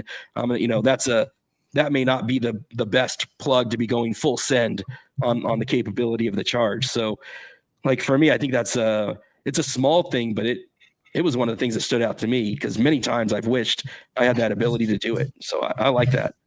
Yeah, there's a lot of different times that's come in handy. So I mean, for most customers, probably are never going to need to use it. So that's why we hit it in that advanced tab. But for when you do need to use it, it's there. I mean, I've used it at a hotel charger, for example, that was so many cents per kilowatt hour. But this particular hotel went to I think it was $20 an hour idle fee. when the vehicle was not charging, right? And my vehicle, the Mustang Mach-E said, "Oh, I'll be done at 4:45 a.m." And I'm like, "Oh, great! Like, cool. I guess I'm going to wake up at 4:45 a.m. and unplug this car. I'm going to spend, you know." Whereas in reality, like, nobody was going to show up at 4:45 a.m. and try to use this level 2 charger, right? So in this instance, I might have just slid those amps down a little bit and stretched out that completion time. That's one option too, and the other one is like you mentioned, right? Some nuisance trips on circuit breakers. You mentioned earlier in the podcast, I think Martin did, about using RV parks to charge your vehicle. I've definitely done that in the past, and I've had one where that breaker, even at 32 amps, the 50 amp breaker was popping. So maybe not the most reliable outlet in that instance. Like, it's nice to be able to slow it down. So that's another exciting. Yeah, kind of a backup for me. I wouldn't do that either. That's not my first choice. But if you're down to, you went to a charger and it didn't work, and there's one RV park down the road, I do that every year in Canada, and we do it on purpose because in International Falls on the U.S. side, there's no fast chargers near where our hotel is, and there's an RV park a block away. So we pull in, pay the $35 overnight, plug in, truck's ready to go in the morning. But it'd be nice to dial it back a little bit. I really like to see that feature. Even that, and I know we're getting, like Chris said, we're in the weeds, but even when you pull in somewhere and you're going to be in the restaurant for an hour and 15 minutes, whereas the Lightning's done in 45 now, really, with the new charge curve, about 39, according to Tom's speed test. Sometimes I want it to take an hour and 15 minutes. I'd like to dial it back just a little bit. And I don't know if you can do that necessarily on DC fast charging, but that'd be nice to be able to say, okay, just give me a little more time so I don't have the idle fees. I don't have to unplug.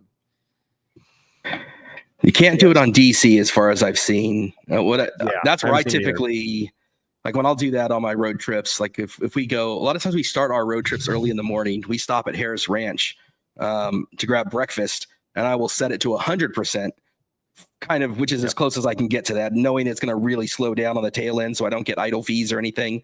Not that Harris Ranch would probably give me idle fees because there's not really congestion pricing at that one because there's 100 of those chargers there. But I think that's as close as you can get to that, is set it to 100 so it'll take longer on the upper end. That'd be right? Yeah, Robert? I do that too. Yeah, there's no way. The features for AC charging, so the charge rate limit is AC only. But definitely understand the desire on the DC side. It's really important to, like, it's why I love the faster chargers too, right? Like, I love seeing these 350, 400 kilowatt chargers coming out, and everybody's going faster. There's already times, like you mentioned, right? There's already times the truck's done before I am. It's matching the charger to the use case that's so important, right? Like, do we need 350 kilowatt chargers at a grocery store where I'm going to be there when I'm doing my weekly shopping? Do I need to be charging at 350 kilowatts? Like, it's going to be done before I am, right? The opposite for sure. Saturday morning lines, right? Like it's so it's all about matching that use case, right? Like hotels putting in 350 kilowatt chargers. Like, no, I want to charge overnight. We have a couple of like the diesel trust fund things here in Ohio, and they're putting they chose the whatever suites, and it's just like, it's not even, they might be at least close to a highway, but it just makes no sense, where they're kind of putting them. I'd rather have every rest area on the turnpike have them than one on a random highway that I have to get off on. So interesting. I think you're exactly right on there with the matching of the use cases for sure. And speaking on, if you go into like a Lowe's or a Home Depot or a movie theater or something, you might want a 50 kilowatt charger or even a 30 at those locations. But when I'm on the interstate, like tomorrow, I want speaking of once, I want the pack split so I can have 800 volt charging for tomorrow, so I can be in and out of there in 20 minutes. But there are certain times you don't want that. Like you said, you want it to be, like Robert said, if you pull into a restaurant or something like that, you want it to be a little longer. So you don't have to supercharge that fast. I mean, we have needs on use cases in both arenas. Absolutely. So talking about charging, I think it was interesting because there was the increase recently, depending on when you have your truck recently, some of it less recently, for the 500 amps, which confused me a bit because I was like, I didn't know if that was a new even more when it like Tom Malogny did the whole thing, and I didn't realize Tom didn't have that because some of us did, and then some still don't. But that 500 amp thing is huge. It's such a huge improvement. And I mean, Tom, I think tested it out to only 5 or 6 minutes, I think, which doesn't sound like a lot, but it really is if you're on the low end, and you're not going up to 90% or 80%. If you're just kind of trying to get that little jump, it's a big difference, I think, in what it does. And one of the questions that I had, Robert, was people, and I didn't realize this until some people brought it up. If I understand right, the Mach-E still doesn't do that, right? It's only with the Lightning. And is there, I don't know if you can even answer this or no, is there a fundamental difference in the battery chemistry or the wiring or something? Or is that like a work in progress, something that maybe is being looked into the future, but we don't know? So they are entirely different vehicles. So from a battery, from architecture, electrical wiring, like they are different vehicles. So for Mustang Mach-E, the 2024 Mustang Mach-E's got a boost to the extended range batteries got a boost to their charging speed. And so 2024 is an upcharge about 20% faster than the 2021 2s and 3s do from that 10 to 80. So that got it down into the mid 30-minute range for that 10 to 80% charge. The same improvement was made or a similar improvement was made for F-150 Lightning. So about a 20% improvement for 2024. And so that's where Tom got an early taste of that on his 2022. But whereas because he went back to the dealer, he got a customer satisfaction program done, and as part of that, they what they had with the laptop was the latest and greatest software. So they made his charge like a 2024, which was why I was very confused when we were going to West Virginia, and all of a sudden I was charging at 500 amps, which was funny because I was actually charging at 500 amps since like last October, but didn't realize it. Yeah, I was too. Yeah. So being the guy that with FDRS, I pushed all the updates before I took Joe's truck back, and I'm seeing 191, 192 on all the trucks because we pushed everything that was available at the time, and fantastic charge speeds. I mean, you're talking about 190 to, depending on where you start, 10 minutes at least, or in the 50. I saw 55% the other day, pulled in at 28%, and I was at 55% before it tapered. It was before my truck lost its life. Sadly, it hit its highest kilowatt charge ever. I mean, it was at 183. That's the highest I had ever. You hit 183 in your standard range? My standard range, Larry, at Electrify America. Yes, I hit 183. And it's interesting. So I was because my top is 177, and that was exciting. That happened at Rove. It was another example of where I went out of my way to try a Rove charger, but I had no reason to need. I had free charging waiting for me at Legoland. I had plenty of charge, and I went to Rove just because I wanted to experience the Rove charger. And again, a dumb financial mistake, but not mistake. Yeah, but 183. I was shocked though. I was like, this is amazing, and that is huge. One last hurrah, so it was fun. Robert, is a standard? If I understand the way it works, is the reason that the standard range is going to be a little bit lower than the extended is because our battery pack is smaller, so the pack voltage isn't as high. Is there more to it, or am I way off base on that reasoning on why we see a little bit lower than the extended range? No, I mean both of those factors matter, right? Like, so pack voltage is a byproduct of how many cells are wired in series, and the number of cells wired in series and the number of cells that are bus in parallel, right? So how many you multiply those together, you get your you multiply the number of cells in series sets up your voltage, the number of cells in parallel sets up how much installed energy you have. So right, and that's different between the two of them. So their number of cells in series is different, and their number of cells in parallel is different. So you will have a little bit. You have fewer cells available, and we don't want them to do more work. Basically, is one way to look at it, right? Like, we don't want to stress those cells out harder just because there's fewer. They were the unlucky ones that got put into a standard range battery. So that's the they shouldn't have to do more work just because that's the lot they drew.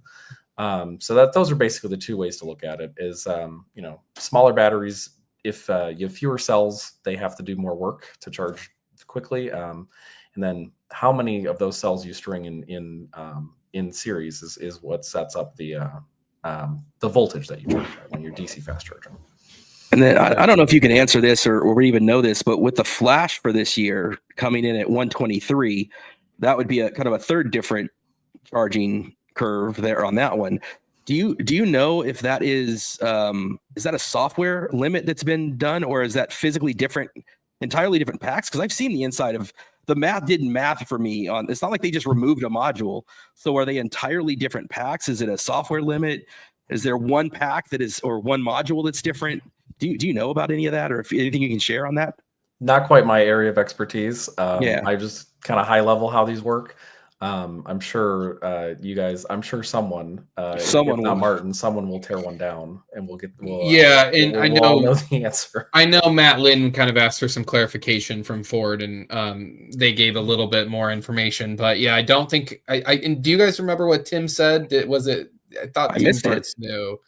I thought he knew if it was a module removed or what. But yeah, it sounds like it'd be interesting to find out what we like to make stuff up in our community, Robert. So I've seen everything from it's an LFP, and then no, it's not LFP. And then we've heard it all. We just try to and for those in the audience too, it's definitely not a module removed. Right. Yeah, Chris, you mentioned that earlier. It's definitely not. You take the 9 modules and you divide it out. It's not a module removed. There, I would like to know at some point. I'm sure it'll come out. Well, I think sooner or later. The quickest way to know if it's software limited is going to be to see the charge curve, because if it's physically the same size battery that's been software limited, it'll do what Tesla does, which is it'll have a higher charge curve, because at 90%, it's not really 90%. It's still 80 something percent or whatever, right? Yep. So your charge curve at 90 will instantly be higher than if it's software limited. Then that'll be the first one to charge us to 90. We'll figure out if it's software limited or not. So somebody will figure out what the heck's going on, but it's just a matter of getting them out there. And Tesla does do that. We have a 2014 Model S here with a new pack in it that is a 90 kilowatt pack in a P85 car. So it's software limited to 85 kilowatt, and that car will do the same thing. It's gonna limit, and it's gonna charge faster for longer, because you're not really using all the pack.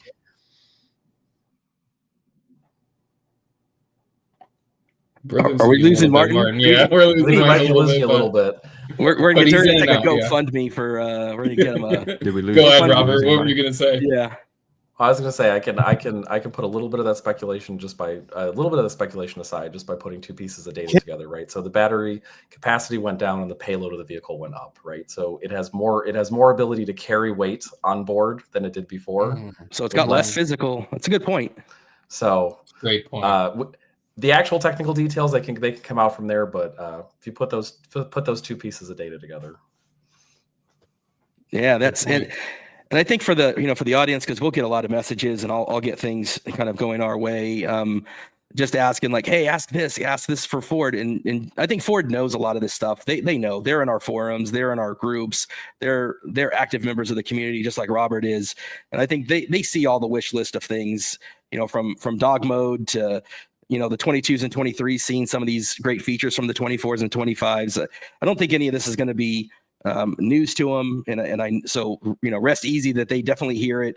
If you get a chance to go to Electrify Expo and meet Robert and meet Jake and meet Emily and meet the team, they're always really engaging. So I just wanted to acknowledge that, Robert, because I know we have people asking about it, and every time I've seen you guys out in any of the public facing places, CES, everywhere.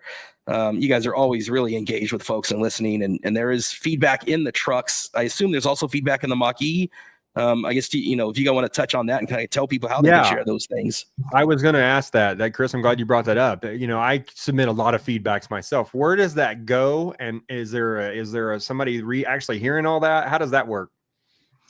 So it might. I don't want to disappoint anybody. The volume of voice memos that come in, it is not one person's job to sit there and listen to all of them. But collectively they're aggregated and they are analyzed for, what is being talked about. And we do have the ability to go play them and listen to them and hear what you've said. And, some of them are upbeat and positive and idea suggestions. And some of them are heat of the moment, think something didn't work quite right. So those are there, but I mean, definitely like we get access to the trends and the engineering teams have deeper dive access. They can go actually figure out, what exactly you're saying. So that feedback is important. It does go to the right people who have access to it. So you just hit the little 6 dots on the top left of the screen. There's an app there's an app in the app drawer called Record Feedback. And if you want to send us a quick voice memo of what's going on, what your ideas are. If there's a bug, what we need to do to replicate it would be helpful too. Not just, hey, it didn't work. That actually can short circuit it. Can make that quite a bit happier if there's more context for what goes wrong. We get to do that on our company vehicles as well. They get full access to diagnostic data for all the stuff from second by second data recorder stuff. So we can. It's everybody at Ford wants feedback, right? It's one of the most important things that we can get from customers is how are you using your vehicle? What's working? What's not working? What can we make better? So yeah, if you see me at Electrify Expo, be polite, but happy to take any feedback, and take it back and go get it where it needs to go. So let's touch on your recent road trip, because that was something that when I think of, I get all proud of myself when I'm doing like 1,000-mile road trip, and then I go on to X Twitter, because I don't know what to call it anymore. And here's Robert, 5,000 miles, man. Like, just for reference, like that's half of what I drive in an entire year, and you did it on a road trip. Like, tell me about that, because you mentioned earlier that people will think, oh, you're driving for work, and you're like, no, you like this is something you get to do. Like, tell me about this trip and how it came about and what it was about, and did it come? Was that the original plan? Was 5,000 miles, or did it become 5,000 miles? Talk about that.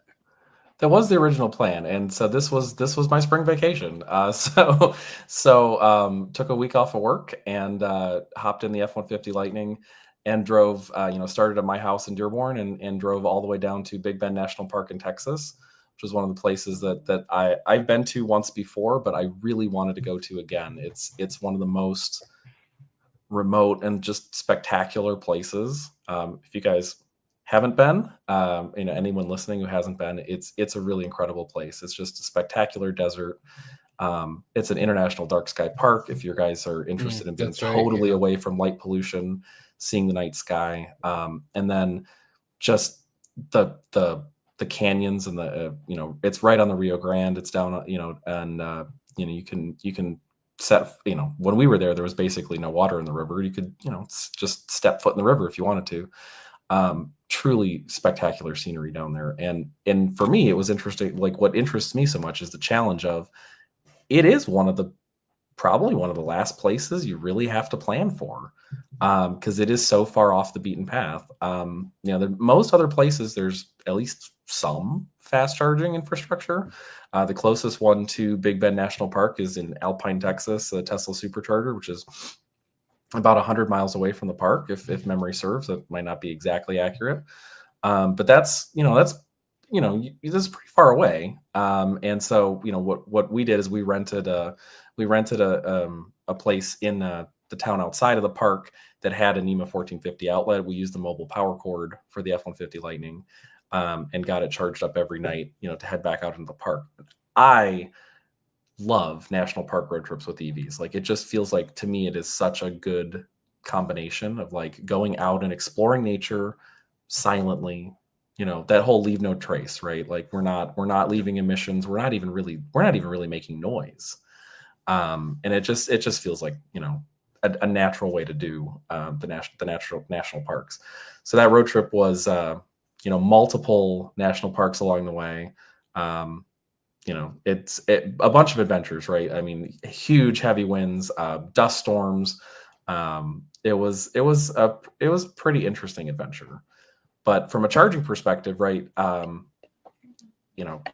whether it was Electrify America, ChargePoint, Mercedes-Benz's charging network, Tesla Superchargers, Ford Charge, Francis Energy, all of those chargers, every single one of them, right? Like I said, it was first plug 100% successful, sessions 100% successful, no drama, no stress. And for those of us with Ford EVs, right? And I didn't even plan this. 100% of those chargers were in network. Wow, So, awesome. 5,438 miles, and if I didn't want to, I didn't need to download a new app. Yeah, and Awesome. I love that you shared all this again, the nerd data, man. Yeah. And I flagged this as one of those cool areas where you're like 5,438 miles, Tell us about that. That's a lot of charging. So that's yeah, three that's a lot of megawatts? charging. Yeah, Like- so like Robert, I'm curious. 3,125 kilowatt hours. That was a 1.74 miles per kilowatt hours, the average on that trip. Yeah. Which is not spectacular. I will completely admit that. Now, was Well, that you get wind? Was that wind, or was that you with an aggressive accelerator in the middle of nowhere? So Texas has an 80-mile-an-hour speed limit, Yeah, Yep. and you're 85 driving is 80 one miles way an hour into a 30-mile-an-hour headwind. right. You're running I'll say 110. I want to say things I love about the what I love to say about the F50 Lightning is like, for better or worse, it comes with a windsock. So that antenna did so much work on that trip, trying to stay attached to the truck. It was bouncing around pretty hard.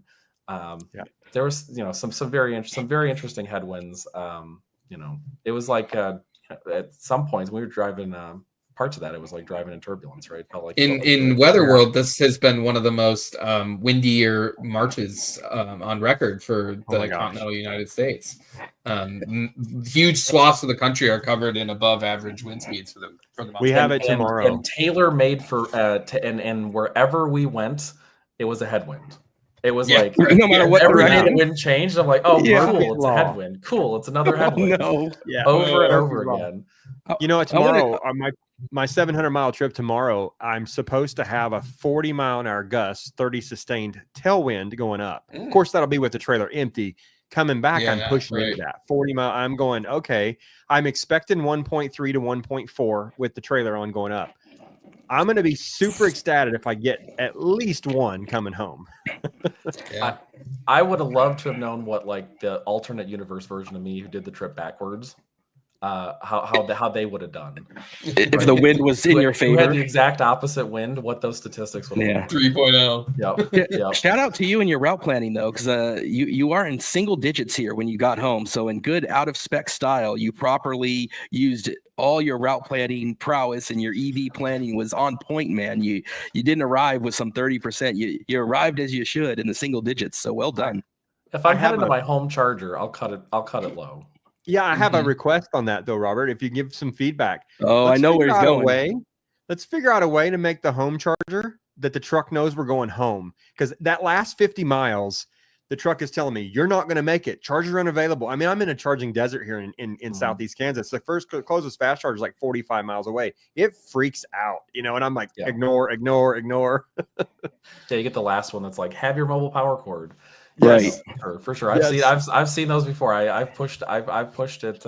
We saw it a lot on that road trip, actually. Some of those. Yeah, out in Texas. Our North Carolina trip back home from Joe's truck was 2,500 miles, 2,700 miles, and I rolled in at 0%, 0 miles remaining, and I had like 25% power. And the truck didn't shut off. It got me home, and I kind of did it on purpose. We were planning that, but it was sure not happy that I wasn't going to a charger. And we Mitch is very one excited. I'm very excited to be going to extended range now instead of standard range single digits, because it's a little bit different when you're in a standard range in single digits. It's a little could be a little nerve-wracking, especially in northern Michigan at 17 degrees Fahrenheit. So now I have two reasons to hate Jace. His I'm so sorry, Chris. Yeah, extended range and Blue Cruise max tow. It's loaded. Chris, you're going to represent though. You're going to keep in that Lariat SR, no Blue Cruise. You're going to be our Somebody's guy. got to. Yeah, I'm telling you, man. I mean, I think that trip's over 2,000 miles. I'm going from the Bay Area to Glendale, Arizona. staying there for Easter with the family, and then going from there to the Grand Canyon, and then the Grand Canyon back home. I think the whole trip is somewhere in that 2,000-mile range. That'll be the furthest I've done, and I do find that fun. Like, I'm going to do this in a standard range without Blue Cruise, Jace, and I'm in honor of Ben and the others that have our standard range Lightnings with no Blue Cruise. World problems. Alan was out test calendar. Was one at one point, but now he's jumped ship. So sorry. Yep. Yeah, that's great stuff, man. Mach-E Mitch he's always driving into a headwind. That's why it's like that thing you feel like whenever you're at the grogrocery store, no matter what line you're in is a slow one. That's how that's how Mitch feels driving. Oh man. And it will, people underestimate that wind and what it'll do. I had a video I'm about to drop from a couple weeks ago. Just a little gate went from 1.1 to 1.4 on my trailer. We had 2 Fridays ago 70-mile-an-hour winds, 50 sustained in Kansas, and my 5-mile drive home from work normally nets me 2.8 to 2.9, and I was getting 1.2, and then no trailer, just driving into that headwind. And I was like, people don't understand, if you have a 30-mile-an-hour headwind and you're running 70, that's 100 miles an hour, however you slice it. So if your headwind's there and you normally drive 70, you can back off the amount of the headwind to your speed and get the same that you normally would. There's some differences. It's not a direct linear relationship, but it's really close. Yeah, I think the crazy thing about the wind is it's like you said, Robert. Like, you get excited when it's in your favor, and then you're worried about it when it's going the headwind. My trip to Vegas was one of those where I on my video I'm like I don't remember what it was. I want to say it was like 2.8 miles per kilowatt hour going uphill, because the wind was pushing me at 70. Yeah. I'm like, this is the greatest thing I've never experienced anything like this. But so, that was where I was a little concerned. Like, talking about that? That was where I was going on the way to Henderson to that Ford Charger. And I was like, am I going to have to stop before I get to Henderson? And no, I had so much because of the wind in my favor. But for you being the opposite, when you're going into that headwind, did you have to redo your plan? Was your original plan, your route plan, once you hit your headwinds, did you have to recalculate that? Because that's an area that you originally get out there and here's where I'm going to go. And I haven't experienced this yet. Did it recalculate for you, or did you have to add a stop in there along the way? Well, it will recalculate for you. I guess connected navigation in particular, right? It will recalculate for you if while you're en route, and you start not achieving what the efficiency that it was predicting for whatever reason. There's a setting you can change that will alleviate a lot of that, because sometimes you may want to arrive low and you don't care if you get there at 1%. There is a setting, you tap the little wrench and screwdriver. It's in guidance, and then it's add chargers to route, and it's by default set to automatically. I turn it to ask, which is the other. That's option. mine too. Yeah, where now it won't do it. It won't automatically put chargers in unless you want it, unless you give it permission to, which is more. I'll just say more of the pro user mode, right? Where it's like, no, I want to get there 5%. Just relax, it's okay. I know my truck. I know what it's going to do. We're going to be fine. I know enough that I will start slowing down. If when it goes down, if it keeps going down, I will keep adjusting. So that's what I do personally, right? But I think for most people, probably leaving it on automatic and it's saying, all right, you're not slowing down. Okay, all right, we're just going to sneak another charge stop in here, and you'll be fine. It's probably the easier way to go. So we've covered the past and the present of Robert's road trip. Now I want to hear about the future, because I saw this pop up, and this. So just so you know, Robert, I'm not the bright one on the show. The other guys, they're the engineers, smart people, right? So I'm over here looking at this post you made, and I'm trying to zoom in as though I'm going to be able to see anything closer on all of these stops that you have here. And obviously that's not how the internet works. So for the benefit of people like me who are like, oh my God, this looks like an amazing trip. That's a lot of stops though. What is this road trip that you're looking at? Because this is both scary and impressive. Seeing this, I want to zoom in. Where is this? Where are you going? What's your plan there? And where it looks like you're going through a bunch of Canada. So what I like to do with these road trips is I like to push myself and go to places I've never been, see things I've never seen, and then on the EV side, go where it's interesting, right? And so as I was thinking about getting my Mustang Mach-E rally, I kept thinking about like, what could I do to make this fun? What could I do to make like the rally memorable? And so I've been to 49 out of the 50 states. Alaska is the one I haven't made it to yet. And it's also not the easiest place to drive an EV to. So I thought, what would be a better way to combine, all of those things, right? Get 50th state. There's a bunch of national parks up there I'd love to spend some time in. And man, I think that rally, that Grabber Yellow rally would look so good covered in dirt up there. Oh yeah. Whether it's going to happen or not, I do have a day job, and I don't know that they would love if I because not only do you have to drive there, you have to drive back at some point. I'm not just going to leave the car in Alaska. So I don't know if logistically it's going to work out, but that's still churning in my head as something that I would love to do. Your inaugural. I know TFL Truck drove theirs to that. Well, I think it was Prudhoe Bay all the way north. The Lightning is what can be done. Yep. And I would love to do it. It is purely going to be down to am I going to have the time to do it? I hear you. Yeah, I think those are the type of adventures that really excite me. And shout out to Teslatino and Bearded Tesla and those guys who went and did like their thing on the Cybertruck. It was really cool to see them do that, to see the TFL guys do that. Like those guys, I still have. They came down and visited me. I still have this challenge coin from their Arctic road trip, turned down for what kind of helped partner with them on some of that, and gave them a Starlink to give away. And I think those kind of adventures, it's almost, and this is obviously a little hyperbolic, but I'm going to say it anyway, a little bit of that Lewis and Clark kind of exploring. There's something that, like almost as a man, right? You almost you need to explore. You need to look at new territory. It's the reason Star Trek is so cool. Well, for me, because I'm a nerd like that, like exploring brave new worlds. Well, I mean, comparatively speaking to a guy that's living in the San Francisco suburbs, going across Canada like that up to Alaska. I got married in Alaska. My wife and I went up to Alaska. I've been 3 times. That's where we did a cruise ship up to Alaska and got married on it. We love Alaska, and we brought our kids up there on our honeymoon because we got married up there. Then we took the kids up there on our 10th anniversary. I love the idea of taking an EV up to Alaska. I think that would be an epic road trip. Maybe you just need to get Jim and marketing and Emma and all on board to make it a work trip, to make it something that showcases and gets you it's just something new for your job, right? Make it a marketing effort or something, because I'd love to see that. I think who's say no, right? Obviously, if they told me to do it, I would jump at it. But so in 2023, I took my Mustang Mach-E. I wanted to go to Everything Electric or Fully Charged Live. Up in Vancouver. Yep. So I was like, okay, well, how else am I going to go to an electric car show? I'm going to get in my electric car. I'm going to drive there.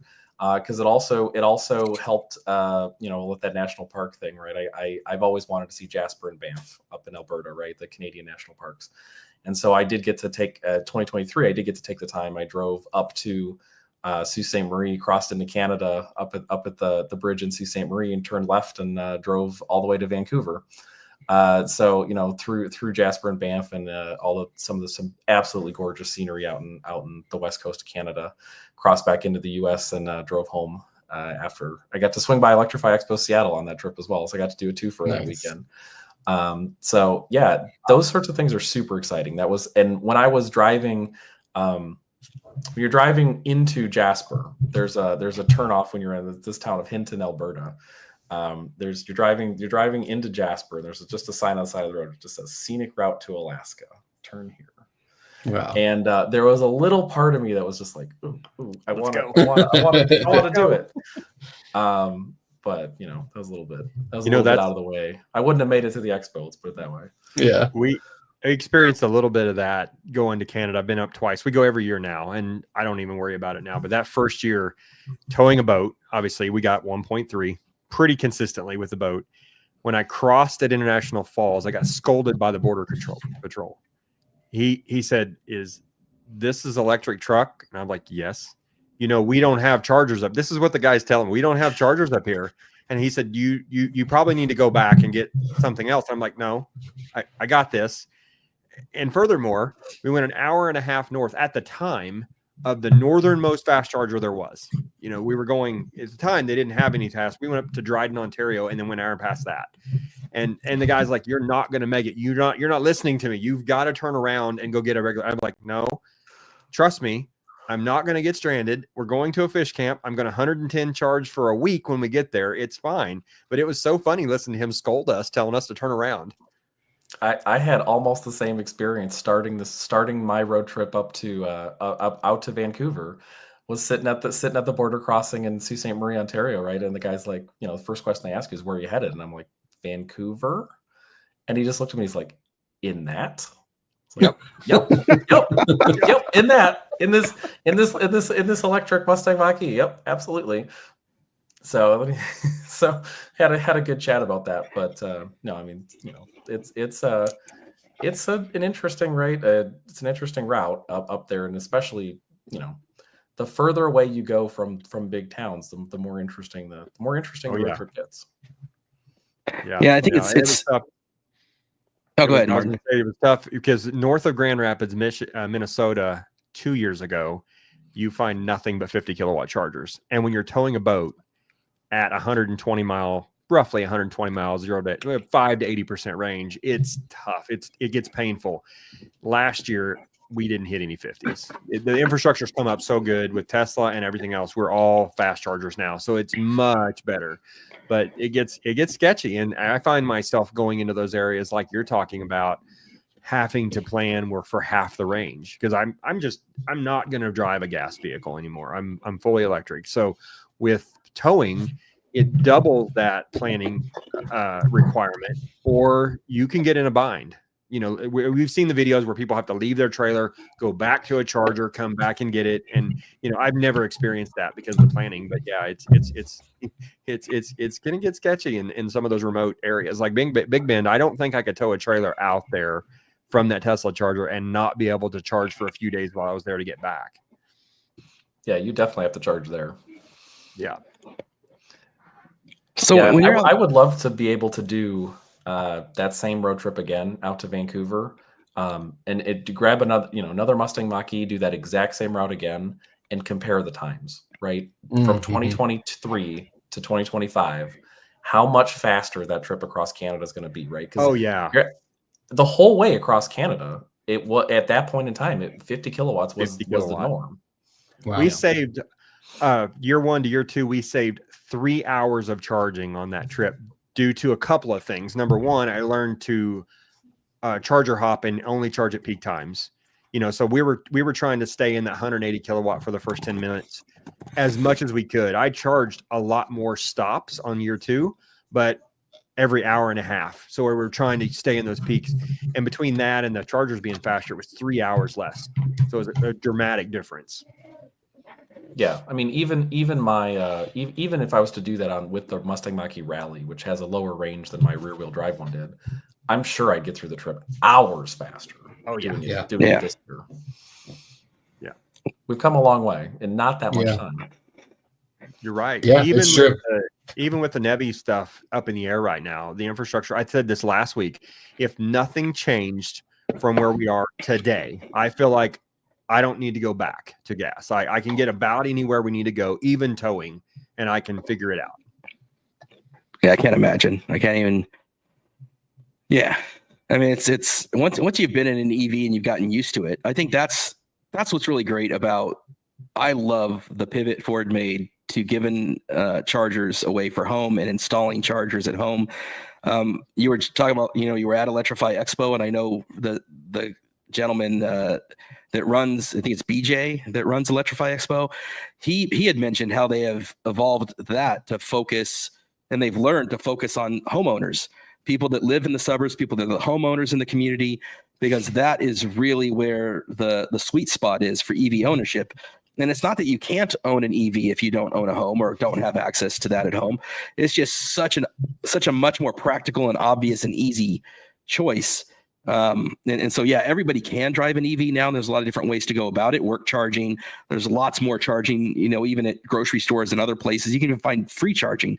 But just in terms of the kind of logical no-brainer of it, there's just something about that whole idea of home is where the charge is that does make it so simple. And so as you're out there, Robert, meeting these people, going to Electrify Expo, doing your long road trips for thousands of miles, I think what's interesting, I think we've all experienced vitriol and hyperbolic craziness online because it's so easy to sit behind a keyboard and say it. But when you're out there talking to actual people and they have questions, I know when I do my EV stuff out here with Sophie, I find it a different environment than behind a keyboard. Like, can you speak to that? Like, what's that like when you're talking to just Bill next door, not people that are in our circles?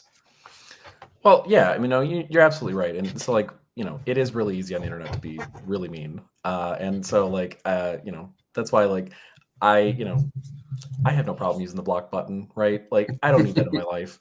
So be polite on the internet. Be polite on the internet, just like you would be in real life, right? Like that. But everybody's different. But going to all those expos, right, and going on all those road trips, it's talking to people. There's a lot of interest out there. There's a lot of interest. There's a lot of misconceptions. But like even just last weekend in Orlando, right, we had somebody come to Electrify Expo who wasn't even there to look at a car. They were there because their son's science fair project was on electric vehicles, and so they were bringing their son to the expo. And so I got a chance to chat with them, and it was absolutely fantastic, right? Like talking to the dad and talking to the kid and talking about home is where the charge is, right? You have that gas station in your garage. And you could just see the gears start turning. And then, it's like, yeah. And so every morning you have a full tank of gas, right? There's none of this, like, get in and you're on 5 miles to empty. You gotta have an unexpected stop on the way to work. Like those days are over. And then you could just see like, oh, okay. Most people miss that though, Robert. They don't understand that's one of the huge differences. I had to put gas in my old 78 last weekend, and I hadn't done it in 2 years. So when I was before I got the F-150 Lightning, I sold my Mustang Mach-E well before the F-150 Lightning ended up arriving, which is a whole different story. So I had about a month where I didn't have a car. So I ended up borrowing, my parents were nice enough to let me drive, their spare car. So I was driving a 2015 C-Max hybrid around, and which is a lovely vehicle. It does its job very well, but driving it to work every day and realizing that every time I got in it, the gas gauge was a little bit lower, right? And it's like, oh, that's annoying. But that's how cars have been for 120 years. Oh, right? yeah.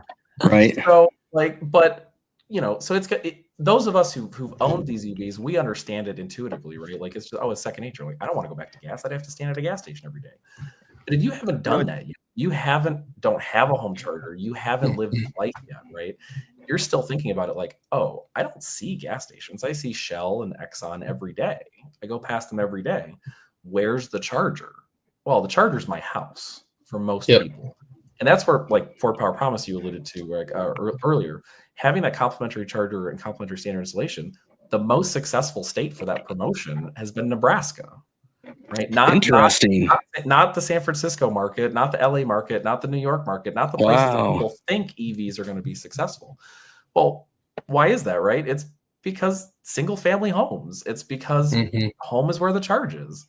It's really easy to, if you are one of the roughly half or more of Americans who live in a single family detached home, you're basically good, right? In almost all cases, there is some way to charge your car at home. Now we still have to have the public DC fast chargers, and that's where like the networks like EVgo that are focusing on building those urban, suburban, for the drivers who do need DC fast charging on a weekly or daily basis. Those places are great as well. Power Up America. Shout out Josh and Jesse. There are so many players in the space, right? Absolutely. No, there are so many players in the space. But like we talk about all those road trip chargers, right? All those corridor chargers out in the middle of nowhere that might only see one car a day. You know, those chargers are important, but it's day to day. I might be day to day crossing the country, but most people aren't. So it's getting those chargers, chargers to where you live or somewhere that you're going to be on a daily basis. We're a 3 EV family here. So we have a Mach-E, a Lightning, and my daughter's driving a Tesla. And I only put her in a Tesla because I was worried that she wasn't going to be able to navigate a Mach-E and the connected navigation when she was 18. So her next car, she wants a Mach-E. Now we were used to it. So we have the Ford Charge Station Pro that we share on the Lightning and the Mach-E. Mach-E doesn't really take advantage of it, but it still gets 11 or so kilowatt. And then I have an old Electron that I let her charge the Tesla on. So we're right in that wheelhouse of rural Kansas. I'm an hour from any big city, and that is I feel like where it's at. You're right. And that's where Josh and Jesse kind of started the podcast with that idea of being out there in Tennessee. They're not in Memphis, they're not in Nashville. They're out in that rural part of Tennessee, and that they wanted to get into the charging area so they could get chargers to areas of Tennessee that didn't have them. And they're into the EVs because they want those domestic jobs. And it's going to be a big deal when Ford opens up their plant in Tennessee. And, those are huge things that really speak to them and their culture and their families and all the people that are in their state. And then it's great to hear about those things like Martin being in Kansas, them being in Tennessee. When you're driving out to these national parks, Robert, there's got to be people at those national parks that aren't familiar with, out here in California, I can go out my door and there's every possible car maker. I'm literally next to Lucid, next to Tesla. Rivian and you guys are right there in Palo Alto. I can't turn left without running into an EV. But when you're out these national parks, that's all of America. Do you get a lot of questions and a lot of people engaging that maybe they're not that familiar with it? When we were in Big Bend 3 weeks ago, right? We had struck up a conversation with somebody on a trail, and they were describing just how difficult this place is to drive to from Dallas. And I was like, I just smiled, right? And I'm like, yep, definitely. It's definitely a drive from Dallas. Go, what? I started from Detroit, but like I didn't even want to mention I had an EV, right? I was like, I drove from Detroit, and at that point, I'm like, oh, okay. I find myself doing that, Robert, and we'll pull up somewhere where I know it's remote and most people don't know, and I'll pop the front just to see their reaction. I want them to come over and let's talk. Just get something in there or whatever, just because. Yeah, I had a charge in my I think it was coming home from my first real long distance road trip in the Mustang Mach-E. So it was coming back from South Texas back in 2021, and I was charging up in I don't remember the town, but it was a Electrify America in pretty small town Texas, and I'm by myself in the parking lot, and it's just me there. And I got my takeout in the car, and I plugged the Mach-E in, and I'm like eating my takeout, like on my phone, because I've been driving, right, checking up on the world. And this diesel F250, this diesel F250 pulls up in the Electrify America charger bay next to me, and so my brain goes to like, okay, what's going to happen next? Because we all see the stories, right? But I'm like, okay, I'm going to believe in the good nature of humanity, and this is going to all be great. And he gets out of this gentleman gets out of the truck, and he's like looking at the charger, and he's looking at my car, and then he like comes over to the window, and he like knocks on the glass, and I'm like, okay, sure. I'm like, how's it going? He goes, how did you get how do you take these on road trips? And I was like, my man, have you found the right person to have this conversation? Couldn't have found a better person to ask. So he's like, these things can go. He's like, this is like, humanity. So you can take them on road trips. And I said, go look at my license plate, right? And he walks to the back of the truck and goes, you drove this from Michigan? It's like, yes, I did, right? And I'm on my way back to Michigan right now. So awesome. we got to talking about and he's like, well, I don't want to come to this public charger every day. And I asked him, I said, like, well, by chance, do you own your own home, right? We're in small town Texas. Like, assuredly, you don't live in an apartment building is what I'm thinking, right? Like, do you live in a single family detached house, right? He goes, yeah, I live in a house, got a garage. I'm like, are you lucky enough to have anything that's already 240 volt in your garage? Do you have, I don't know, a air compressor or maybe like a welder? He goes, I have a welder in my garage. You are so golden for this, right? You're ready to go. And he goes, now I just need them to make an electric truck. It's Oh, do I have news for you, right? Because this was a week after. This was about a week after the launch of the F-150 Lightning, and I was like, man, do I have all you are in the right place, buddy.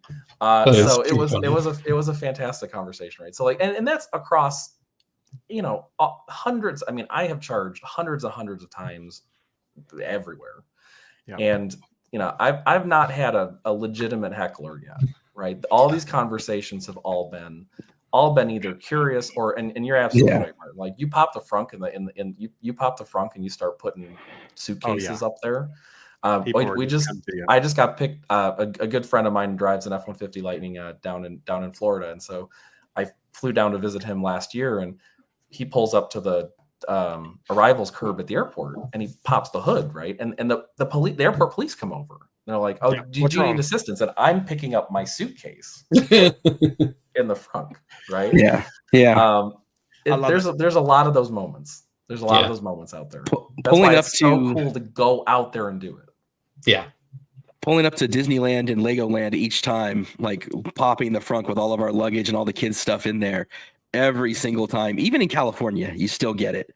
And the ladies at the local grocery store have a riot. I go once a week, and they still think they like gossip about it. Yeah. Oh my god!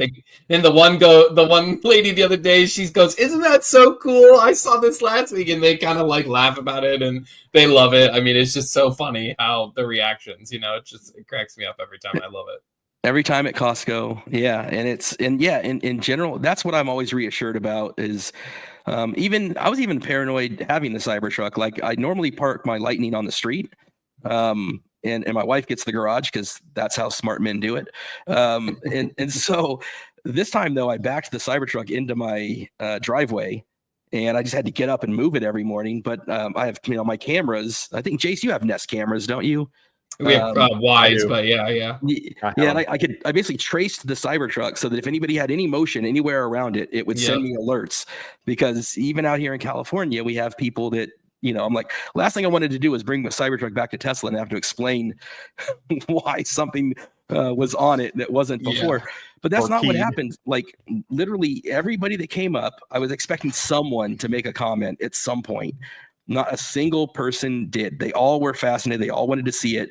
I probably took 5 or 6 different people, including the Kim Power guys, right? They first time they had been in one and gotten to take a ride in one. And so like, I find that, people by and large, if you get them out of the kind of the noise that they're told to think, or they are curious. You're right. They want to know these things when it's so easy behind the keyboard to say all these things. And I always say, look, I've driven a gas car for, over 30 years since I was 15 with a permit, and I've driven electric for 3, which is nothing in the grand scheme of things. But how many years have you driven electric? Never driven an electric. Take a ride with me. Just take a ride with me. And I've never had a ride go badly. Never. Yeah. I've never had. Yeah.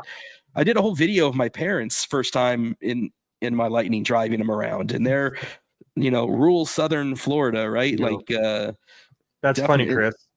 I was that guy. I was the talking crap on a Prius.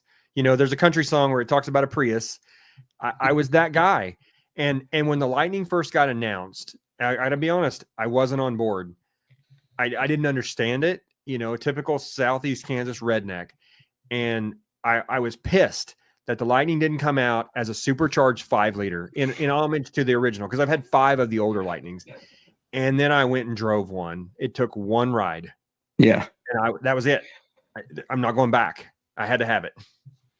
As one of those first Mustang Mach-E drivers, there was a lot of 4-door Mustang. There's a lot of it's not a Mustang. I saw a lot of that as well. Of all of the things, the things that I've ever done at a Cars and Coffee, that I've ever brought with me, that I've ever done, the best conversation starter has been the cheapest investment I ever made for that car, a can of V8. Right? V8 engine. Pop the frunk, and I put a can of V8 in the frunk, right? And you get the people they come over and they're ready, right? They're like, I've seen your post, Robert. I've got to do this because I didn't. You were the first one I saw doing. I was like, that is awesome. Yeah. So It was a total coincidence because like I was seeing like the looks about like this is not a Mustang, and then I looked, I realized there was a Kroger in the same parking lot as the Cars and Coffee, and I'm like, I'll be right back. Went over there and I bought a can of V8. And I just put it in the front, and it's just instantly instantly disarms, right? You're ready to be like, this isn't a Mustang, and you're like, okay, he's in on the joke, right? Or like he's willing to smile about this car. All right, so like we can have a conversation, right?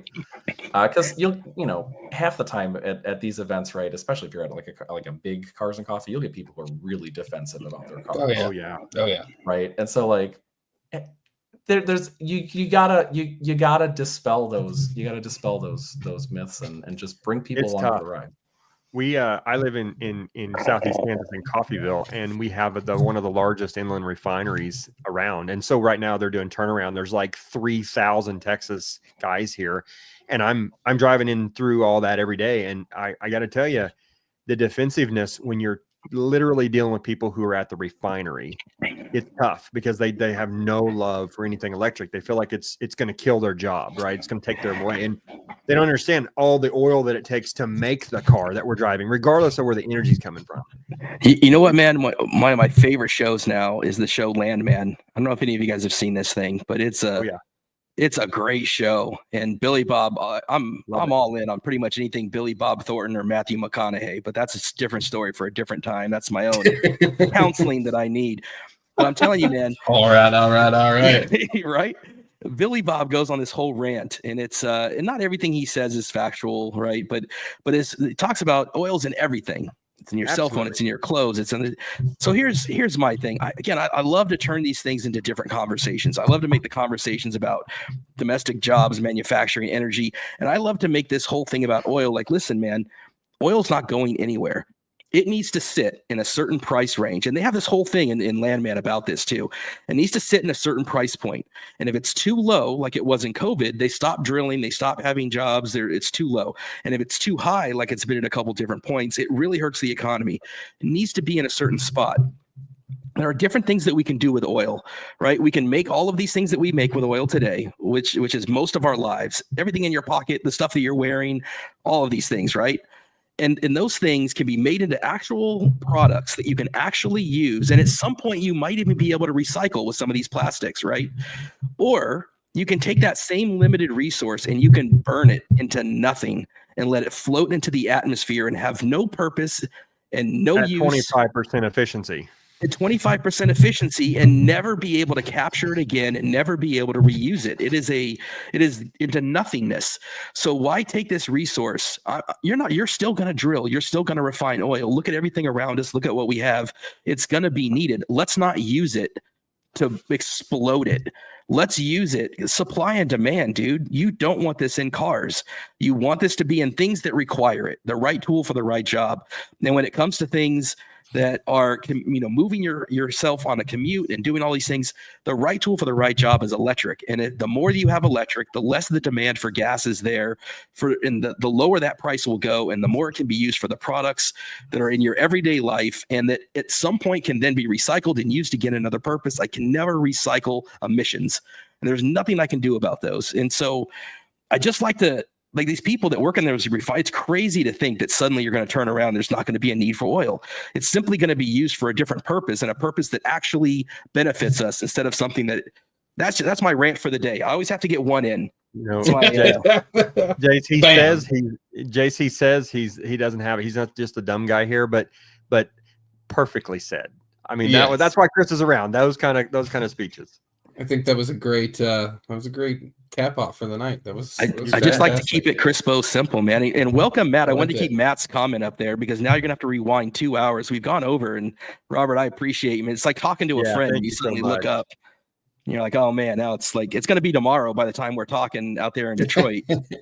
Well, and I'm getting up in like 4 hours to drive, so this is awesome. Oh gosh, yeah. I'm sorry, man. It's so. Hey, any last things, man, that we've missed? We've talked a lot of territory here, and anything on your side or Ford's side before we wrap up the night? No, I thank you guys for having me. This was awesome to just come out and chat about all the stuff that's been going on. It's a super dynamic space, right? And we're all moving towards the same goal. So it's awesome to chat with you guys. We're Thanks for really coming, trying to do Robert. our part to help progress that. That's kind of the reason when I they've got the Turn Down for What podcast, which is a great. I kind of suggested to Jason, Chris, that we start something that's a little more tech, a little less political. We don't try to get into politics on this one.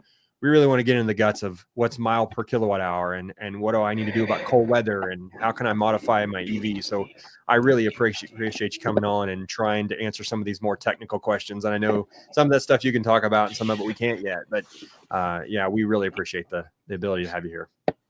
Absolute pleasure, man. Yeah, thank you. It was great to see you. All It's right. been too long. Hopefully we can do this again soon. We'll hear about your next road trip to Alaska. So that'll be awesome. If I do the road trip, I'd love to come back and talk about it. Yeah, you've got to. Yeah, That'd be awesome. really, really cool. Well, it's been a good one. Chris, Jace, Robert, thanks everybody. And everybody watching, we appreciate you watching TechCharged. We'll see you next week for another episode. Thanks, guys.